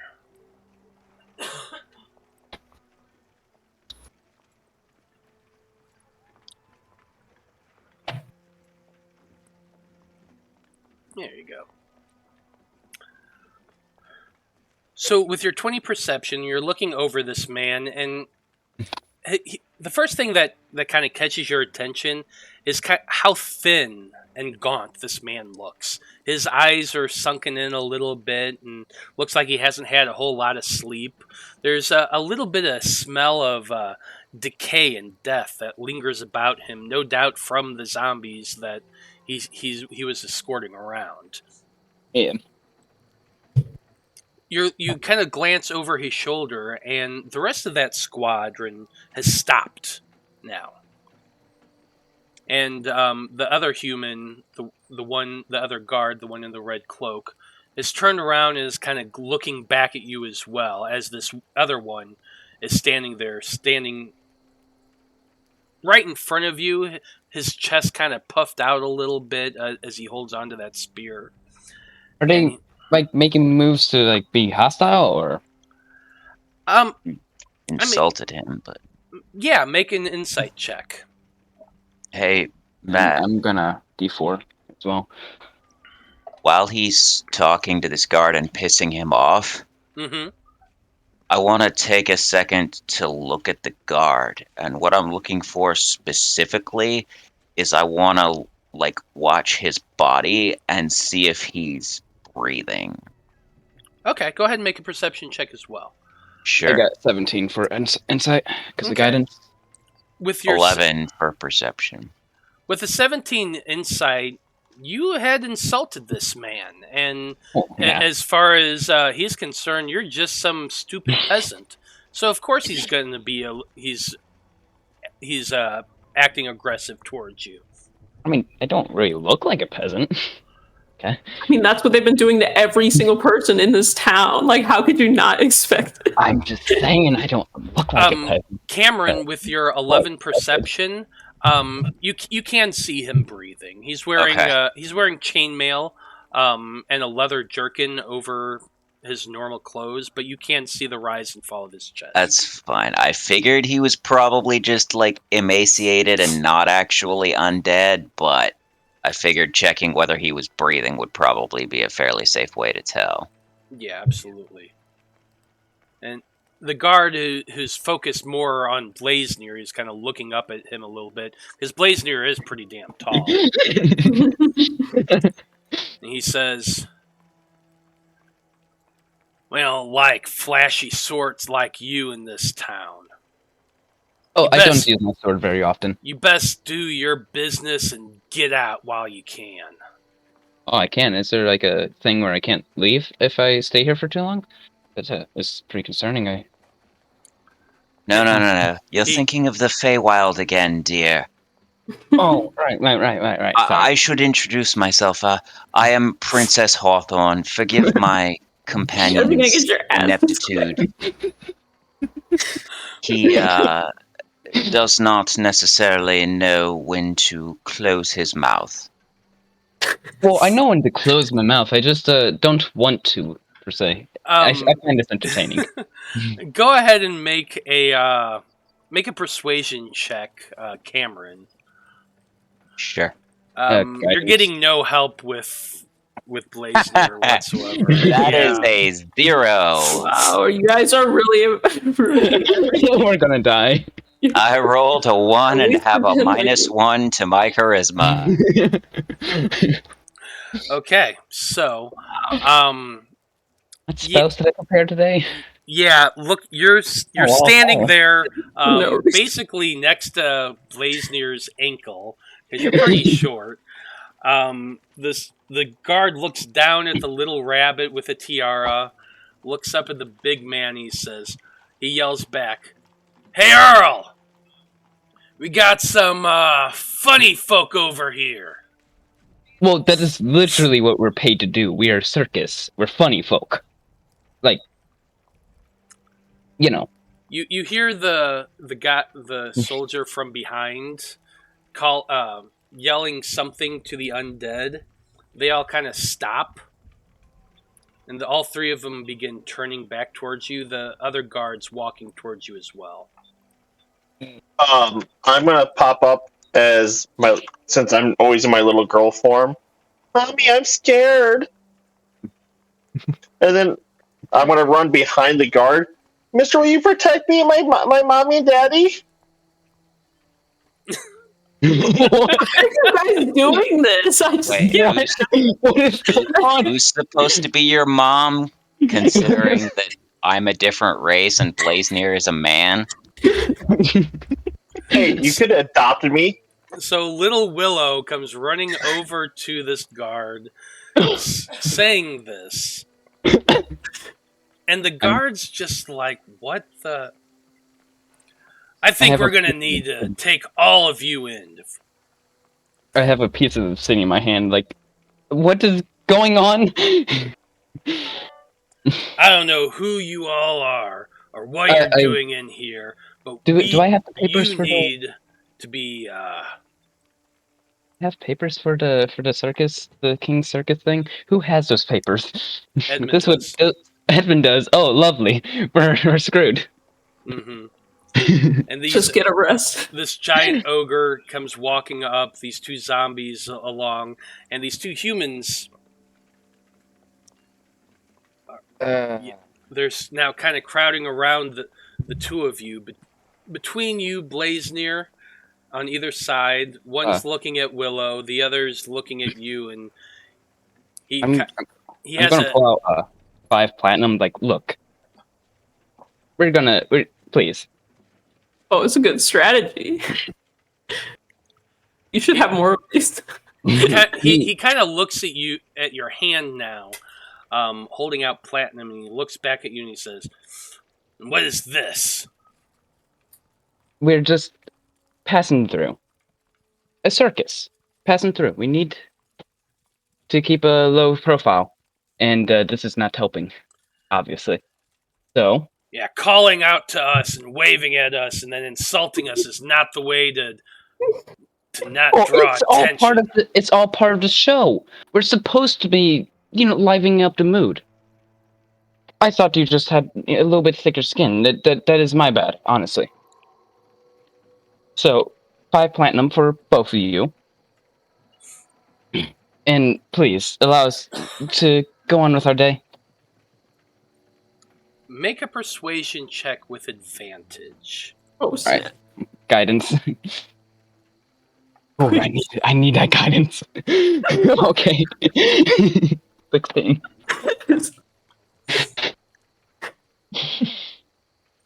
The guard takes the 5 platinum out of your hand.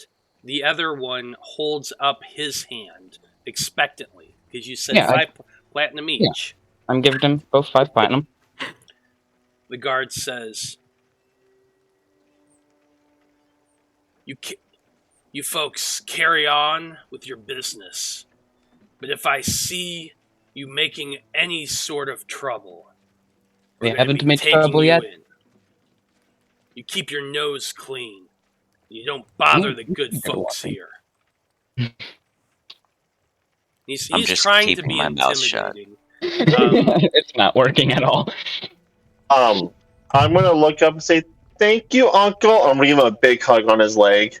Yeah, it's quite alright to. He's kind of like pushing you off of him, Willow, trying to get you off his. I'm not pushing her. No. The guard is pushing Willow, trying to push you off his leg, and he said, "You better not be making any more trouble. This is your only warning." Walk away. Just walk away. I am saying nothing and moving away. Yes. I am biting my tongue right now because I have more to say. Like Icarus, you get yourself out of it and then you want to get right back into it. Listen. You just want to waste platinum? Like, what? It is the sun, and you are flying too closely, Blaznir. Get burned one of these Your days. mouth shut and keep on walking. I'm biting my tongue. The zombie patrol begins walking away again, but that guard does glance back at you every now and again. You see the one in front is kind of writing something in a little pad of paper. And you didn't want us to get noticed, and now we have been. You were supposed to be the stealthy boy. Well, I mean, in all fairness, I said you guys walk out and see a group, and his immediate response was, "Oh, I wave at them." Well, no, I I agree. He deserved what he just got. No, Absolutely, 100%. If it was me, there would have been a fight. I would not have been as friendly. There was very close to a fight. Absolutely, there was. As soon as we're out of earshot, I'm gonna look up at him. You're an idiot. Listen, it's our job to be friendly to everybody. We are a circus. You wave at the people. You go like, oh, I like these people. You know, they're friendly, and then you get more people to go to your circus. I want to wave him down. Those to are look down at me. enemies. I am looking down at you. Come here. I want to grab him by the shoulder or by the shirt, pull him down close, like, if you get me killed before I find Shadowfire, it will be the last thing you ever do. You're dead. You're gonna. You know what? Whatever. Blaznir, if you pull a if you give me stunt like food- this again, I may not be a juggler, but my hands will be squeezing some balls. Does he have them? Obviously, I do. That was a ballsy move. All right. No, that was an idiot move. Ballsy because it was an idiot move. Listen, I'm just being friendly. Again, you're a circus. You have to be friendly towards people, so you get people to go to circuits. That's my entire thought.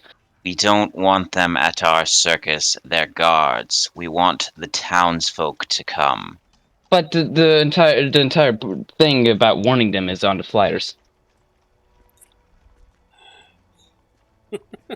That's not included to the guards. So what I'm are just you? trying to be friendly. I swear. So what are you wanting to do now that the Go patrol inspect the is starting wall. to walk away? Like Okay. we were supposed to. Okay.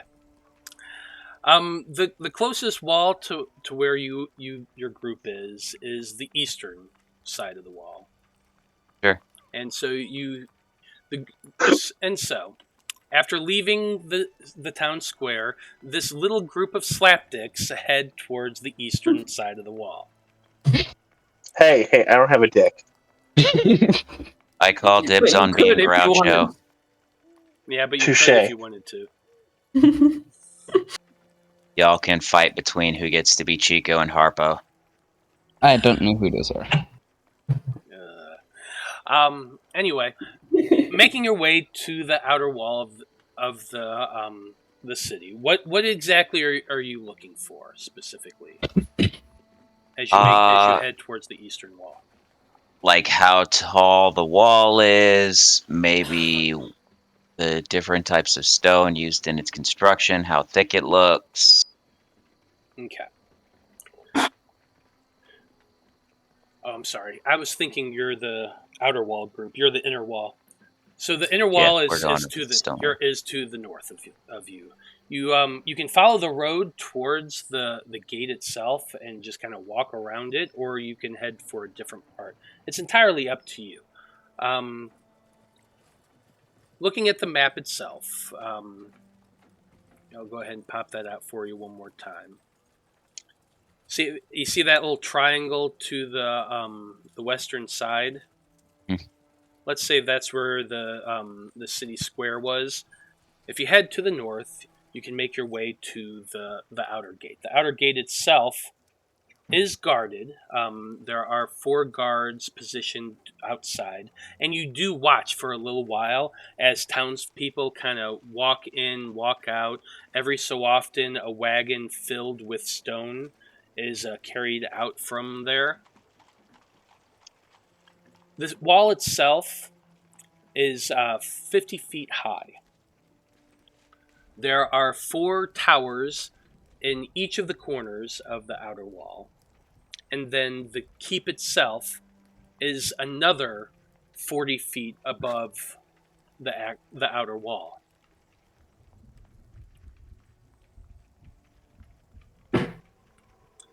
The stonework is about 20 feet wide of the outer wall. You can see that probably 2 men can walk abreast on the upper part of the outer wall itself, if they were so inclined to. And there is a patrol that goes from each of the towers that walks along the top of the stone wall. So the wall is pretty thick then. Yeah, 20 feet thick. Then yeah, stone shape's not going to work. Well, we could. I mean, it would just drain of all of our spells, but it wouldn't No, work. it can only make a passage through a wall if the wall is less than 5 feet thick. Well, I thought we could 5 feet, just 5 feet, and then tunnel it out, and then do that again. You could theoretically do that. Oh, Again, okay. it would drain of every single one of our 4th level spells, but possible. I got 2 of those. I've got 2. That would be all 4th level spells. Like it would literally it would drain me of all my capabilities, and it would be. But yeah, I'd rather come up with a better idea that doesn't require us spending all of our high level spell slots. Well, I could use Feign Death on Edmund, and then we could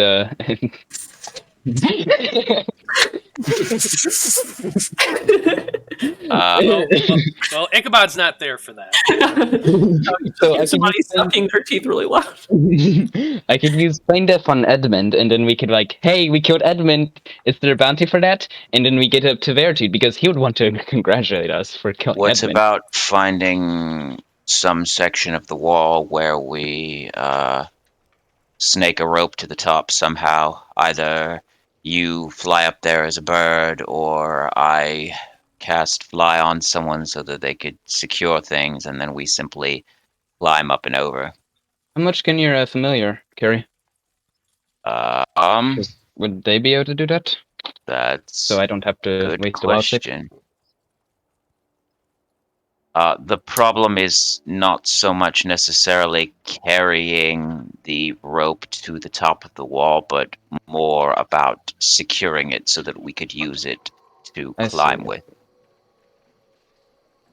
Yeah, I If- guess I could get a wild shape at that point, but If we had a way to secure the rope once it were at the top of the wall, then that would be no problem.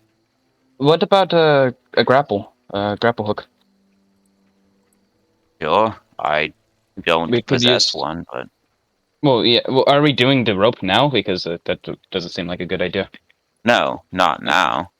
So yeah, we could come around here with a Shokan, and she's pretty strong, and she can get the rope or the grapple rope up there. We just have to buy a grapple. Or The if only one of problem us is has then- one.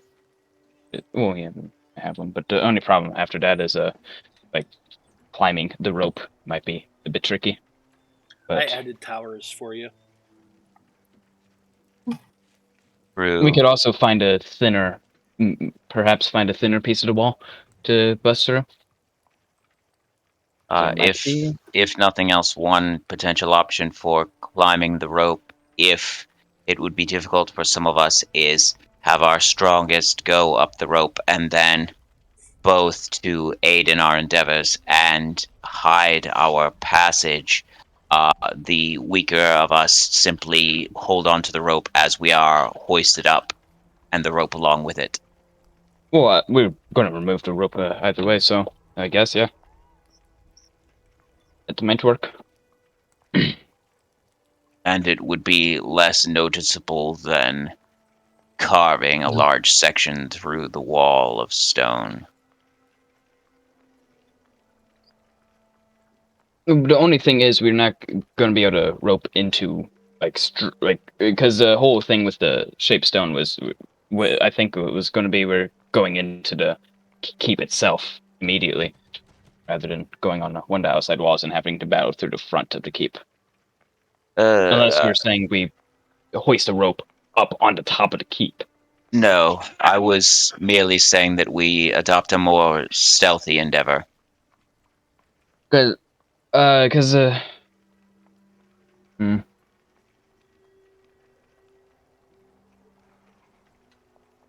honestly, is this group even good at stealth? I only have a +5 bonus, but I always get advantage, so... Well, +5 is quite good. I have a +2. Okay, Well, then, so do you have any other questions about the inner wall itself? I guess, what's the guard presence look like aside from the towers? Well, the towers themselves do have a few people on the tops of them. You Mhm. have seen a patrol that walks along the stone wall itself. Okay. Basically, a full circuit. Like if you're spending the rest of the day to do this, which is what I assume you're doing, Sure. you can watch and see fairly easily the pattern of the patrols. Basically, a patrol from one tower to the next on the long side of the wall takes about 45 minutes. 30 minutes between the shorter sides, and a group of 2 pass along each time. We got Blim Lim Lim 247 here in chat saying, "Hey, I'm new. Hello, welcome to the show." Hello. You said Hello. 5 minutes for the guard. 45 minutes for the long side, 30 minutes for the short side, 2 guards per. 2 guards per.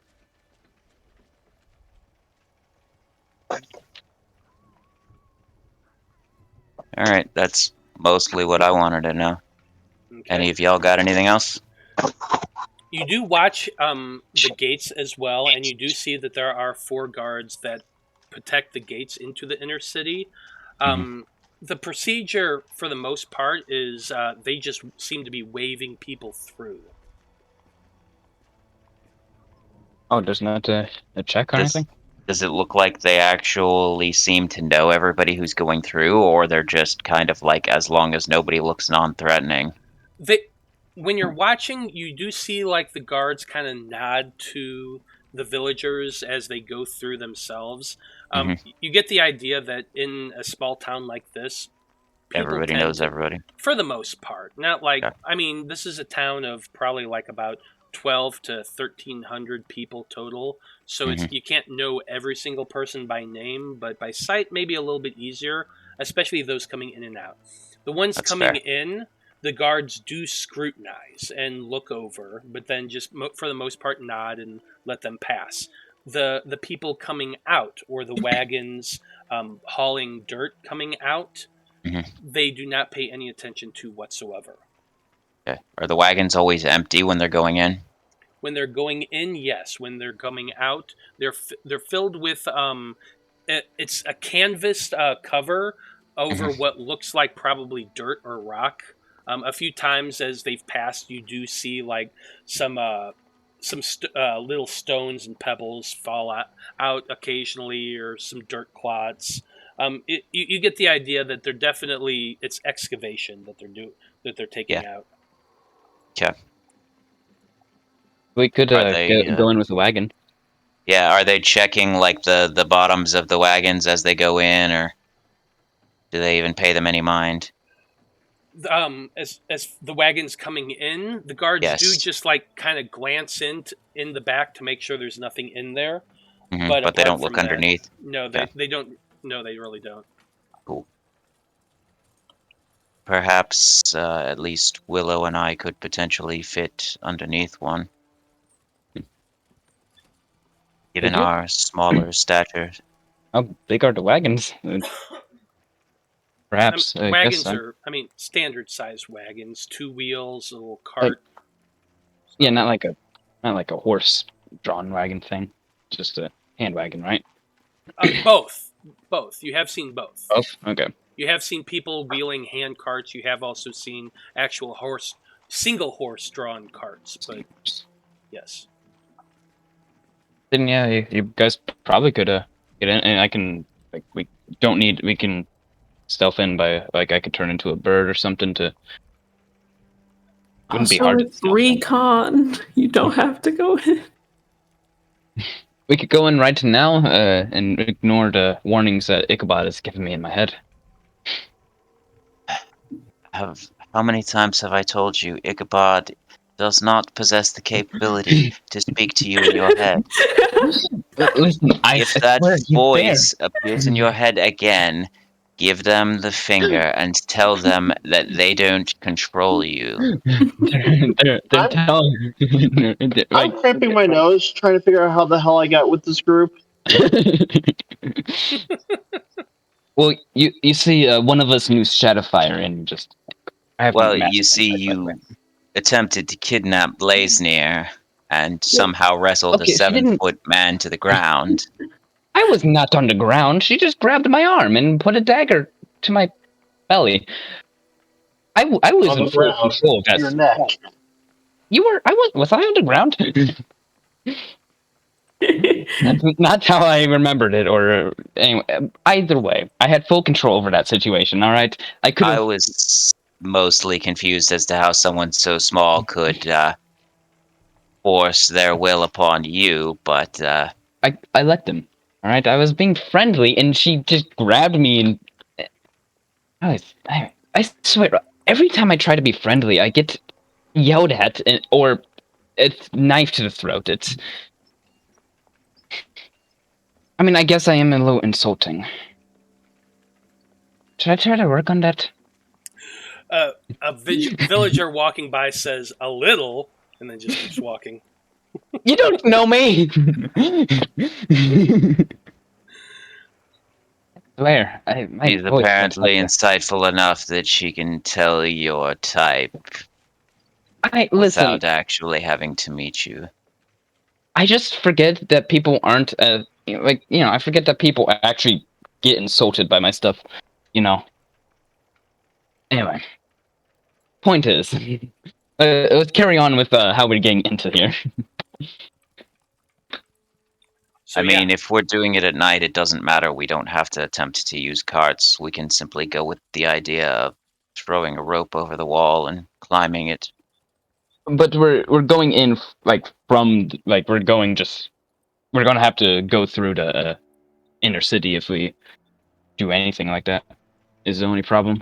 I mean, yes, but otherwise, attempting to get into the keep directly, there's no real accessible way to do it because No, I guess not. the back of the city merely continues to rise. If it were, say, a sharp edge and the lands beyond this town were it was a drop off, then yes, we could attempt to climb up the back and go in that way, but it raises up to the mountains.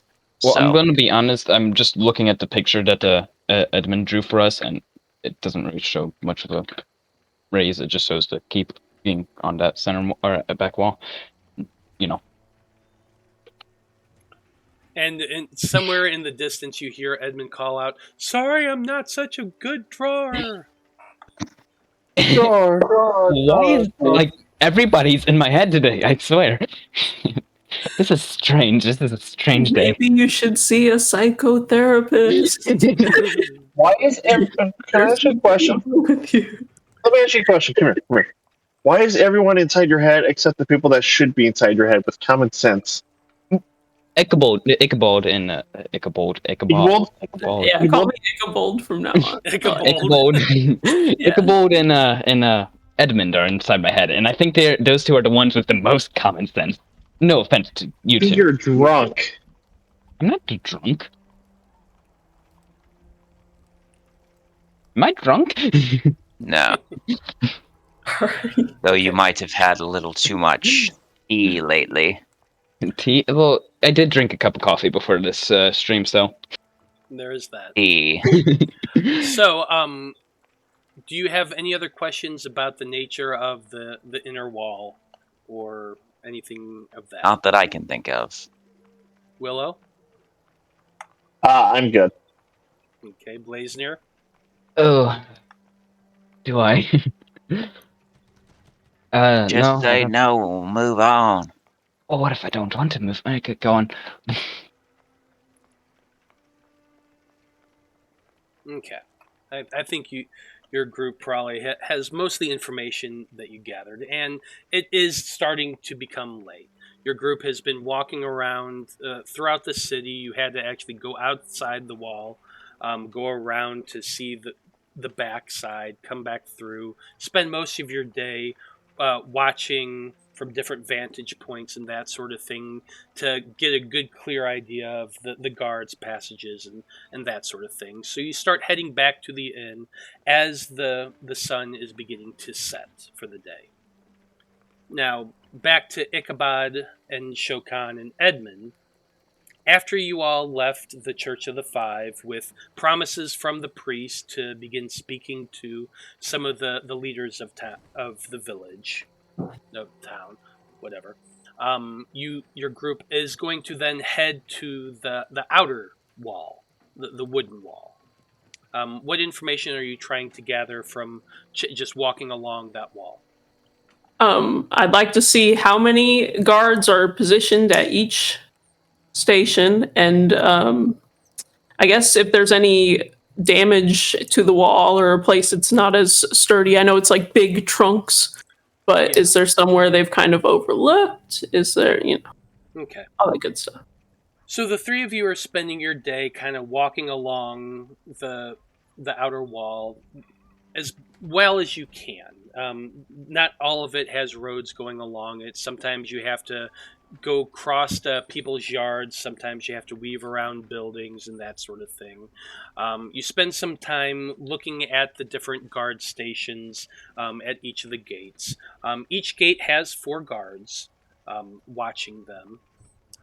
Like your group, when anyone enters the outer city from the outside, they are always stopped by the guards, questioned, checked whatever supplies they have, if they have wagons and that sort of thing, before allowing them to pass.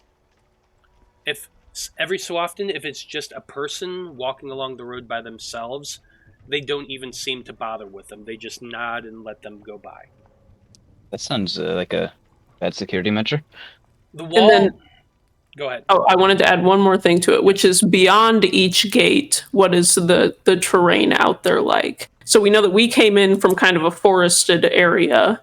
Well, you had come from an area that was forested, and then you passed through the area that I had described as basically being completely deforested. Yeah, clear. Yeah, had been cleared to build that wall. And as you check each gate and kind of look through it, you're even able to, at some places, climb up onto the wall itself if you want to. There are staircases that lead up that aren't always patrolled by people, and so you could run up there and take a look and go back down before someone bothers with you. The landscaping out there is very similar. Deforested all the way around, giving a very clear and penetrating view from those walls. It is, you estimate as you're looking up on the northern gate, that the guards, when up there, can easily see for miles around anyone coming towards them.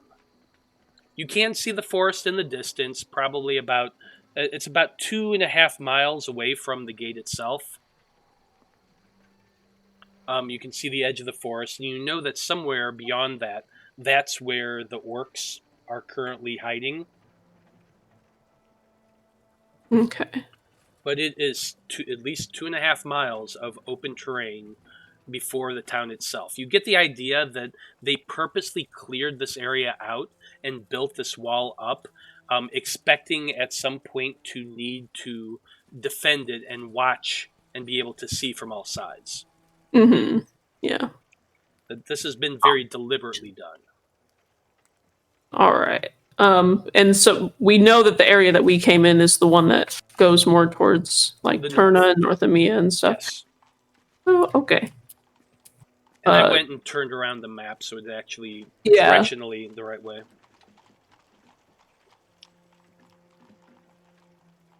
Okay. And then there was no like cracks or obvious weak points in the wall? There's no obvious cracks or weak points. This is a very freshly built wall. Like the entirety of it has probably been built in the last year or so.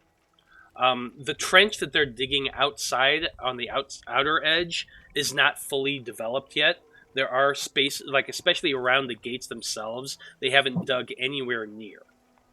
But along the outer edges, you can see the trench that they're digging out to build essentially a moat around the entirety of the town.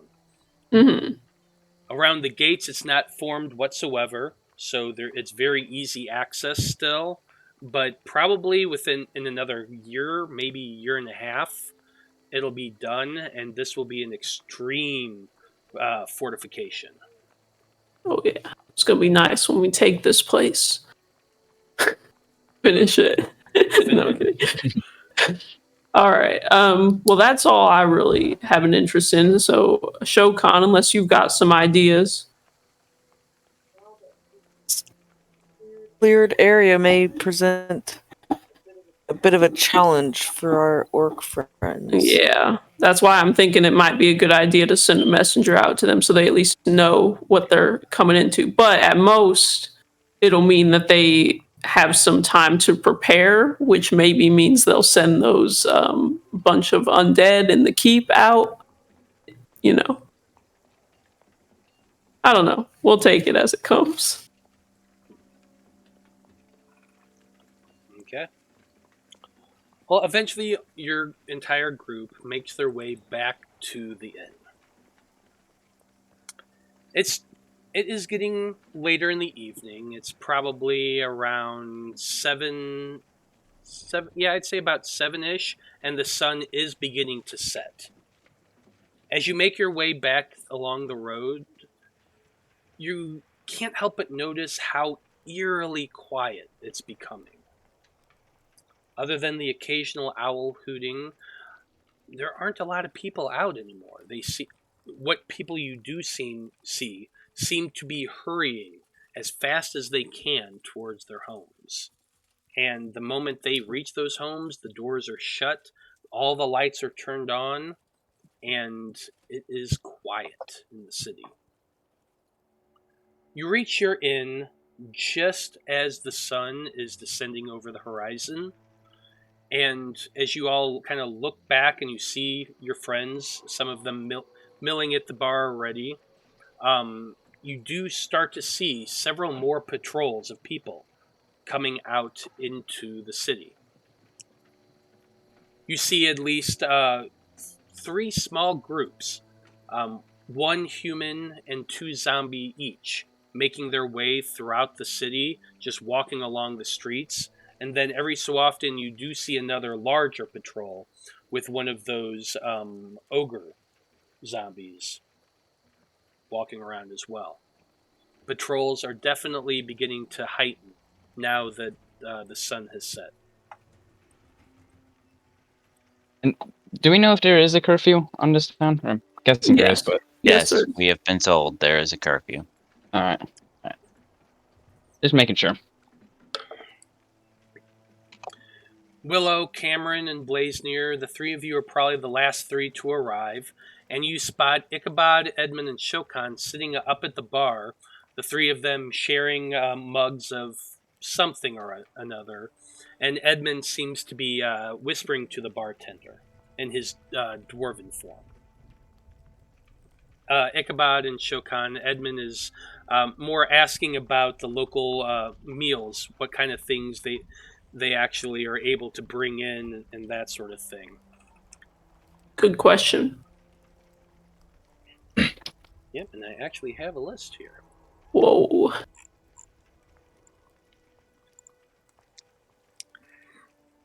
He tells you that the current special is steamed dragon. Apparently, the Knights had fell a dragon about 3 weeks ago in the Mistspire Mountains, and the meat is just now ready to be served after curing for a time. The steamed dragon is served with blue cheese and comes with a glass of whiskey. They have a roasted partridge with saffron and cashew bread that comes with a glass of cider. They also have roast chicken with millet biscuits and steamed goose with leeks and brandy. You get the idea that they eat a lot of wild game out here. Mm-hmm. And Edmund has already asked for the partridge. I'll take that dragon. Do you happen to know what the color was? Does color of scales matter? Well, I was just curious. We just fought a red topaz dragon. I know there was another gem dragon. You know? No, I was just trying to trap you in a social situation. Yeah, well, you can't get me. I've got an answer for everything. Well, I can't get you because you don't care because you're racist. I'll take the partridge, please. Yes, yes, sir. It is actually a white dragon that the knights fell. So you're okay with that one, huh, Ichabod? Well, it You're does have a welcome. good flavor. You're welcome. Better than any other colors of dragon. Yes. I'll politely wait until the bartender is done describing the 3 dishes of meat, Yep. and then just look at him to see if he's going to continue talking or whether I should say something. No, that was pretty much it. He's pretty much done. Just be glad they don't have any wild hair.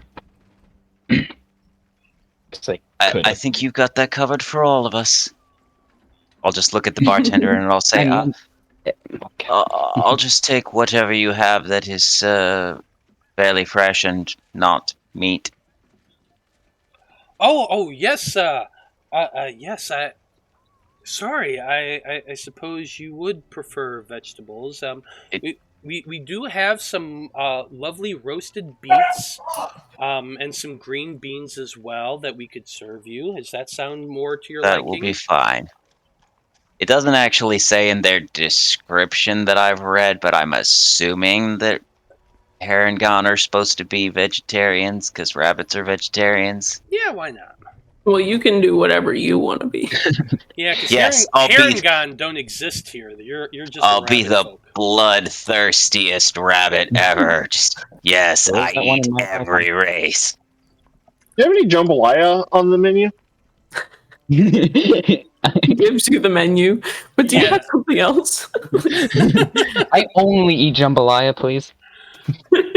What? So I mean, it's got rabbit, Willow's going from squirrel. the person who just occasionally pretends to be the little girl and actually is the temperamental little girl who will only eat one thing. Sorry, there are no It's chicken there, nuggies here. No, jambalaya's got rabbit, squirrel, some rice, some shrimp. Rabbit It always entirely sounds. depends I on don't who's think making I the did shrimp jambalaya. before. Yeah, that really depends on who's making the jambalaya. There. Damn it! I want rabbit in my jambalaya right now. All right. Once you all have your meals, come join me at this table so we can discuss what we have learned today. So we were talking earlier about people who need to have their throats slit. What? Thought cold That breeze was on it. my shoulders. That was a joke. Well, Oh, no, Because just Willow here. was like, I want to eat some rabbit. And I'm like, well, Oh, so we've been that's talking about people who need to have their throats slit. Well, I thought you were referring to me because I thought you were still angry at me for waving at the guard. No, Because, that's fair. no. Okay.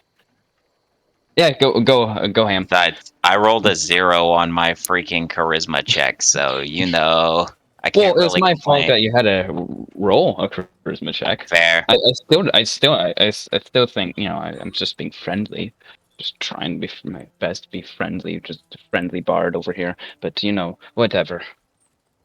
I'll order the dragon and a shot of whiskey, Okay. and then I'll walk over. Yeah, I was gonna get the dragon too. Okay, so the dragon is 4 silver pieces.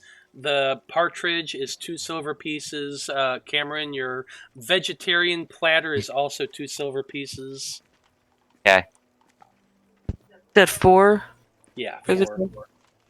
Okay, I put 4 gold again. I completely misunderstood. Yeah, and when you put What is those this? 4 gold down, the bartender he grabs it. Oh, I'll bring you a bottle as well. No, and you're also delivered a bottle of whiskey to the table. When I see her put the 4 gold, I just put my money I was going to put on the table back in my pocket. Shokan, what is with this new misunderstanding about monetary values? This is strange.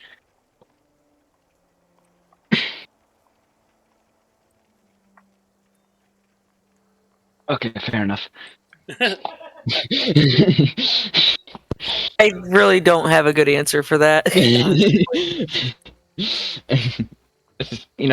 I'm just talking. I mean, you it know, is getting us better service, though. Oh Yeah, yeah, that it's guy just auto actually for the even table. came running over and cleaned the table for you. What do you know? Paying more money gives you better service. It's Did he use a clean rag? He did. He did. Okay, never mind. I would take back everything I said. Keep on doing this. Yeah, this goes to show you, America, if you pay your workers better, they're willing to do more. All right. So y'all chow down, have a drink or two. Yep, y'all chow down, have a drink or two. Your meals are quite delicious. Even that dragon, has a odd tingly menthol sensation while you're eating it, but it's really good. So, as you all finish your meals and have your drinks, your conversation eventually goes back to what all you found. All right.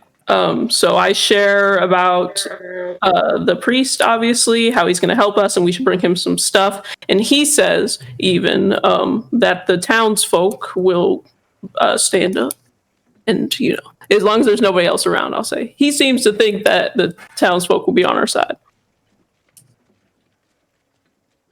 So I was just worried about evacuating, but it seems like we'll have some allies. Well, I mean, it's I like there are going to be some that aren't, but I would assume townsfolk don't like what's going on. I'm I'm waiting just saying for they'll pick Blaznir up to weapons. explode when you tell him that we have to wait 2 more days. Yes, and we will have to wait 2 days, but Listen, I might get arrested. I almost did today. listen, I'm sorry. right, well, maybe you should stay in the inn if you can't control yourself.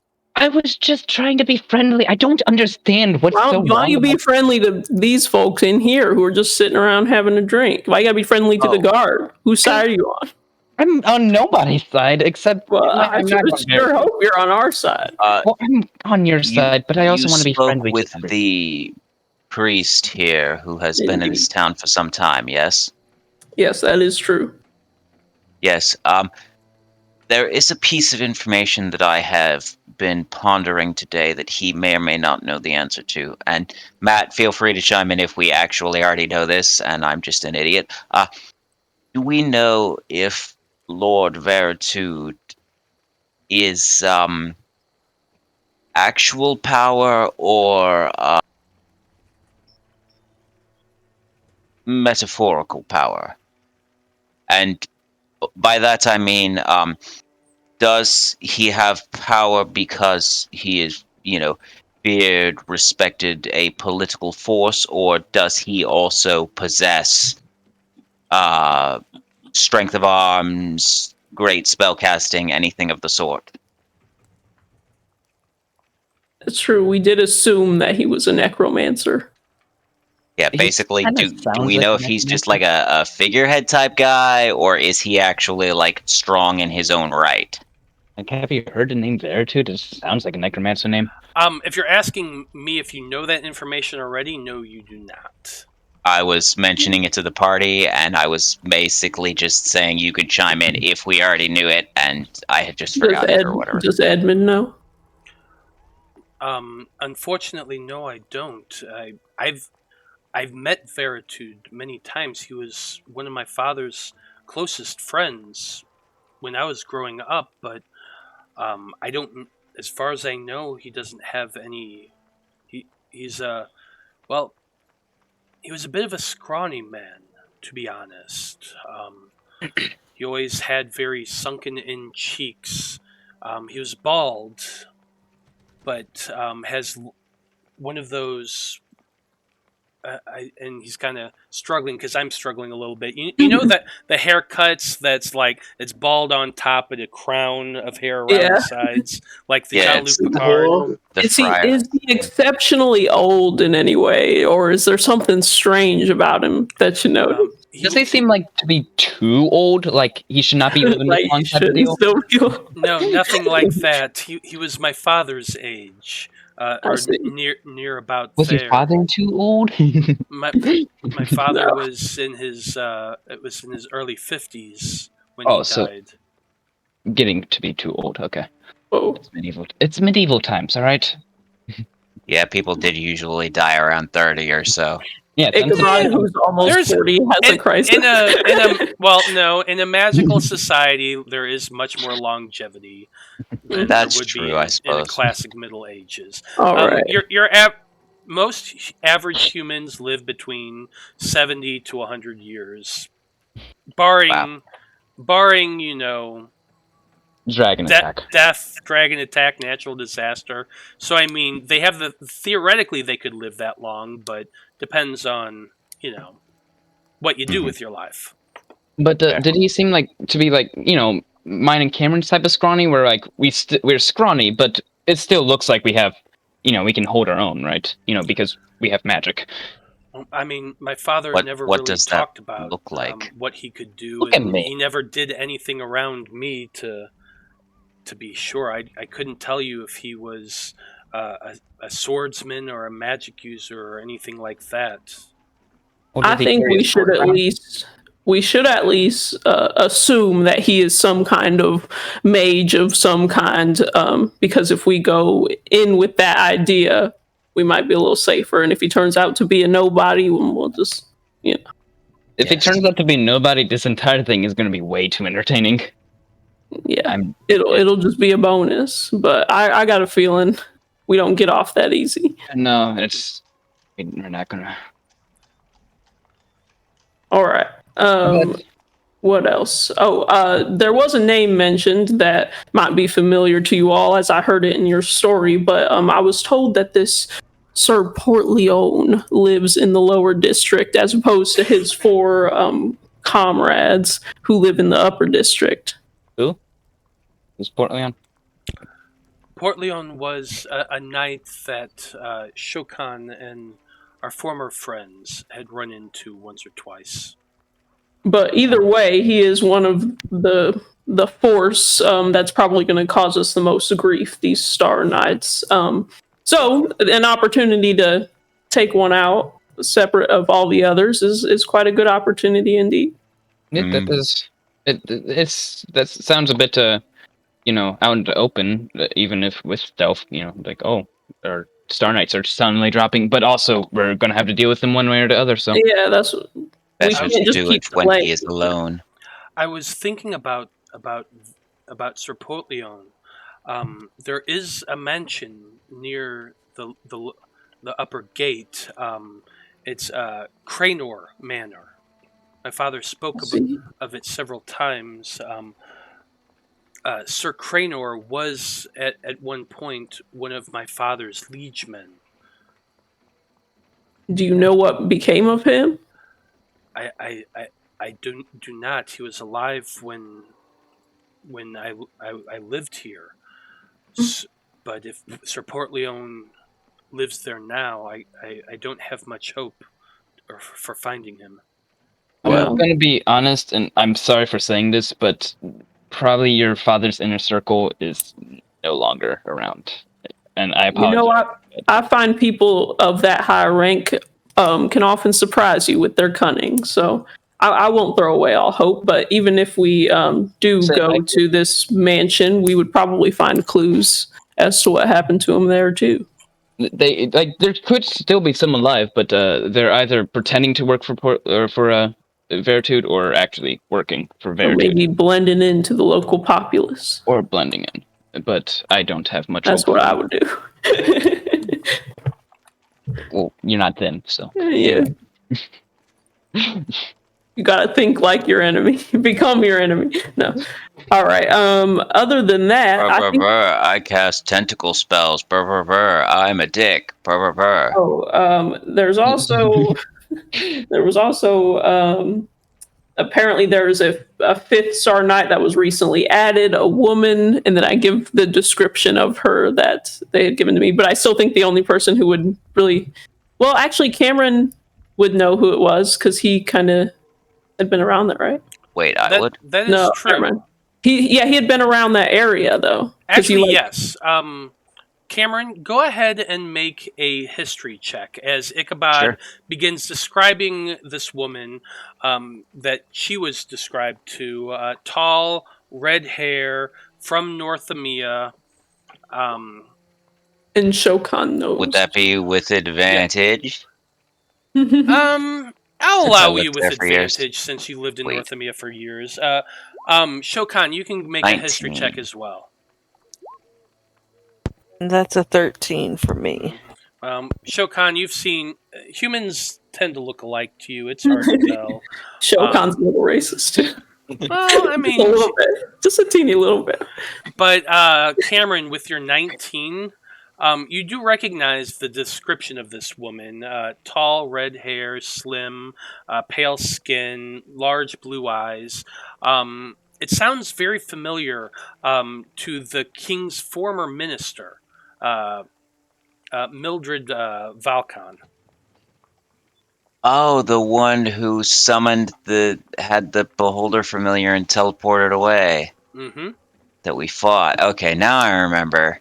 And so Cameron probably Yes, had heard the story after it happened. Like, did you hear that the sounds like the former minister-ess of the king? yes. I heard something about her attempting to assault him and getting away. Yeah, the minister took me up to her office and basically charmed me and was trying to read my mind and find out what we knew about them. And yet, she did have a creature, I believe it was called a gazer, with her. She managed to escape when Shokan and everyone else came to rescue me, though. Can I just say, for someone who has no idea what you guys have been going up to till now, this is a very strange thing for me to be. I'm just confused most of the time. Yeah, it sounds like none of those things had to happen. How about an Arcana check on the mention of a gazer to see if I know anything about him? Okay, go ahead. 21. What did you guys do in the forest?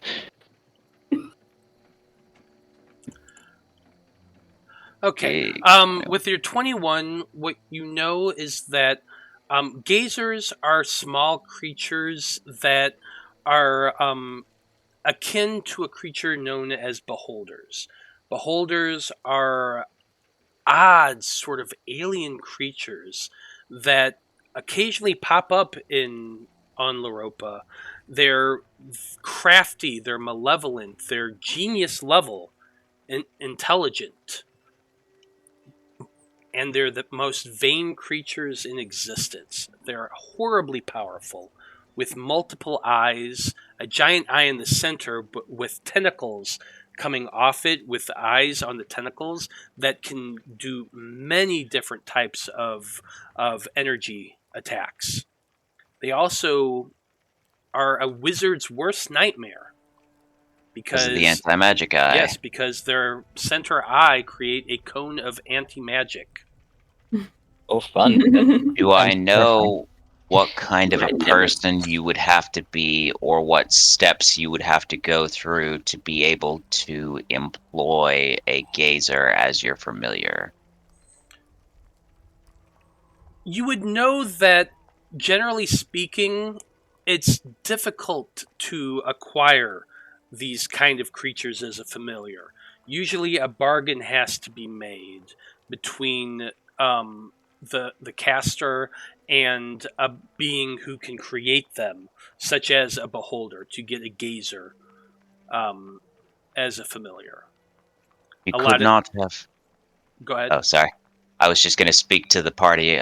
She could not have acquired the services of such a creature as her familiar without making some sort of bargain, which may mean that she herself is under the employ of more than one master whose wishes may or may not align. All right. I take a note of that. There is one more thing that this tells us. If this is this Mildred Valcon character that you speak of, that means that Veritude knows that Edmund is alive, and he knows that Edmund requested the help of the king in this matter. So he should be expecting our attack. Well, that sounds lovely. So, Yeah. It's quite unfortunate, but honestly doesn't really change much. well, no, it just means we might be found out earlier, but it helps that none of us were with Edmund at the time, I guess.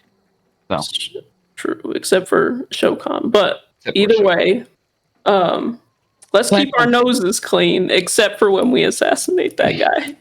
What do you guys got to share? A guard told me to do the same thing. I think you guys have very different meanings of keeping my nose clean. But No, I definitely probably mean exactly what the guard means. oh, do you? Oh, Edmund, Don't wave at him.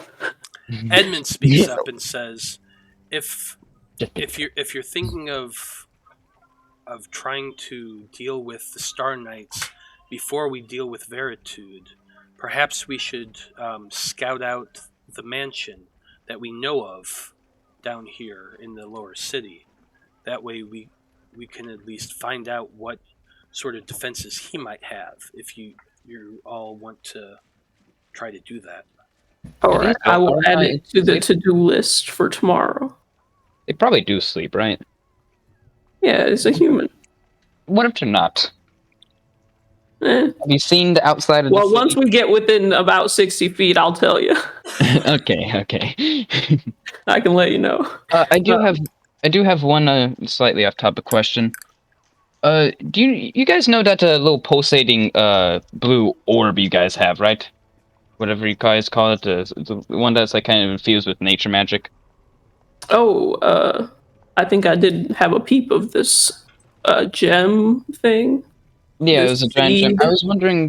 I was wondering if I could just kind of take a look at it because of the nature magic. It might, I don't know, might do something to help. I don't know. First, can you tell me what you learned on your recon? And then I assume you fill me in on everything I already took notes on. Yes, I fill you in on everything. I forgot that I haven't done that yet. All right. Stone wall. So we know the patrol, we know how thick it is. Oh, I wanted to suggest if we did the rope thing, you could throw a rope on top of the keep and then stone shape through the ceiling. Unless the ceiling's not stone, but yeah. That's true. Well, it's probably stone. If not, then you're still inside. Edmund says most of the walls and ceilings and floors are stone.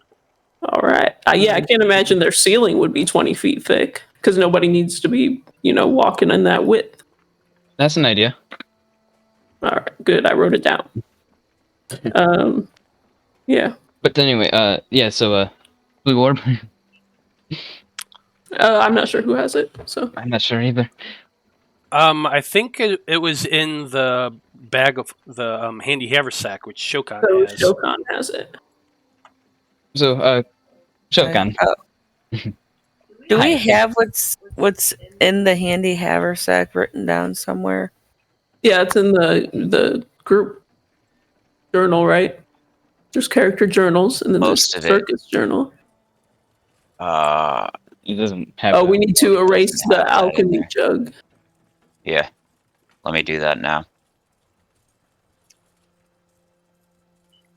But no, it doesn't have the gem thing. Is this Well, a thing I had all this time? Because It I believe probably- Turgot originally had that, and I don't. Yeah, but he had Okay. given it back, so I assume it was in the sack and just didn't get written down. What do I need to write down then? Dream seed. Unless I'm going to keep a hold on it, which He would I like wouldn't to. mind. I wouldn't mind testing. Let's see what happens when you mess with it first. It is about the size of a soccer ball, I will point out. Yeah, soccer ball, walker Oh, is ball. this thing getting bigger? It's gonna hatch. I cast summon. Why, did I say it Beckham. was smaller than that? I thought No, that's what I don't know. I just imagined it smaller. Like football or something last time. okay, football, Hey, something around that he size. already said soccer ball. I'm gonna cast summon Beckham so that Beckham can bend it. And it just gets flung at your face like a dodgeball. Oh no. Hey, it's somebody else's turn. I was the last person to get blasted when I got thrown backwards into that bookshelf. Are you guys... Now, I will point out you are sitting around a table in the middle of this inn. There aren't a lot of people in there as well, but there are some. Perhaps we should... Oh no, I'm not pulling it out right Okay, here. that's why I was asking if you're pulling it out. Perhaps if you want to do this, Blaznir can look at it himself in his room this evening. Yeah, I would never pull it out right out in full view of it. Okay, that's what I was asking. I was just asking. That's what she said. Hand off upstairs, but I just kind of wanna, see if there's anything I could do with it, because again, I'll join you to ensure your safety. All right, there's one final thing I want to say, which was about the escape route. I'm going to write out what the illusory script should say, and I'll give it to you guys next time. But they all have 4 guards. We know what the direction that we came from leads to North Amia. So I was thinking about just being like, escape through that route. The northern gate. I'm just going to go with that one. Because the other ones, they're all the same protected, so that'll be enough. We could also just tell them to go into the forest for a bit and come back whenever. Yeah, the problem is there's 2.5 miles of clear land before the forest. So I'm going to say something like any able-bodied men pick up arms and be ready to get your wife and children out of the north gate at this signal, and then have what your signal is going to be. Yeah, I think that's able-bodied women also pick up arms. Yes, because we can talk about the verbiage. Okay, so I've given you a new handout called Circus Flyer that you can edit, and you can put in whatever you wanted to say. Cool. I'll do that. But yeah, I think we'll be ready for another day. Okay. This plan is coming into form. Sounds good. Well, it is 6 o'clock, so I think we're going to go ahead and end things here. It sounds like you guys have a pretty good plan going on so far of what you want to do. So we'll see how that progresses and what comes of it. But thank you to everyone who's been watching this afternoon. We absolutely appreciate you tuning in. If you enjoy our show, please tune in next Monday at 3 o'clock for the continued adventures of the Debauchery Circus, and we'll see exactly what happens as they try to liberate the town of Coltrast. So on behalf of everyone here, I just want to say thank you once again for watching. Have a great evening, and we'll see you next week. Good night. Peace.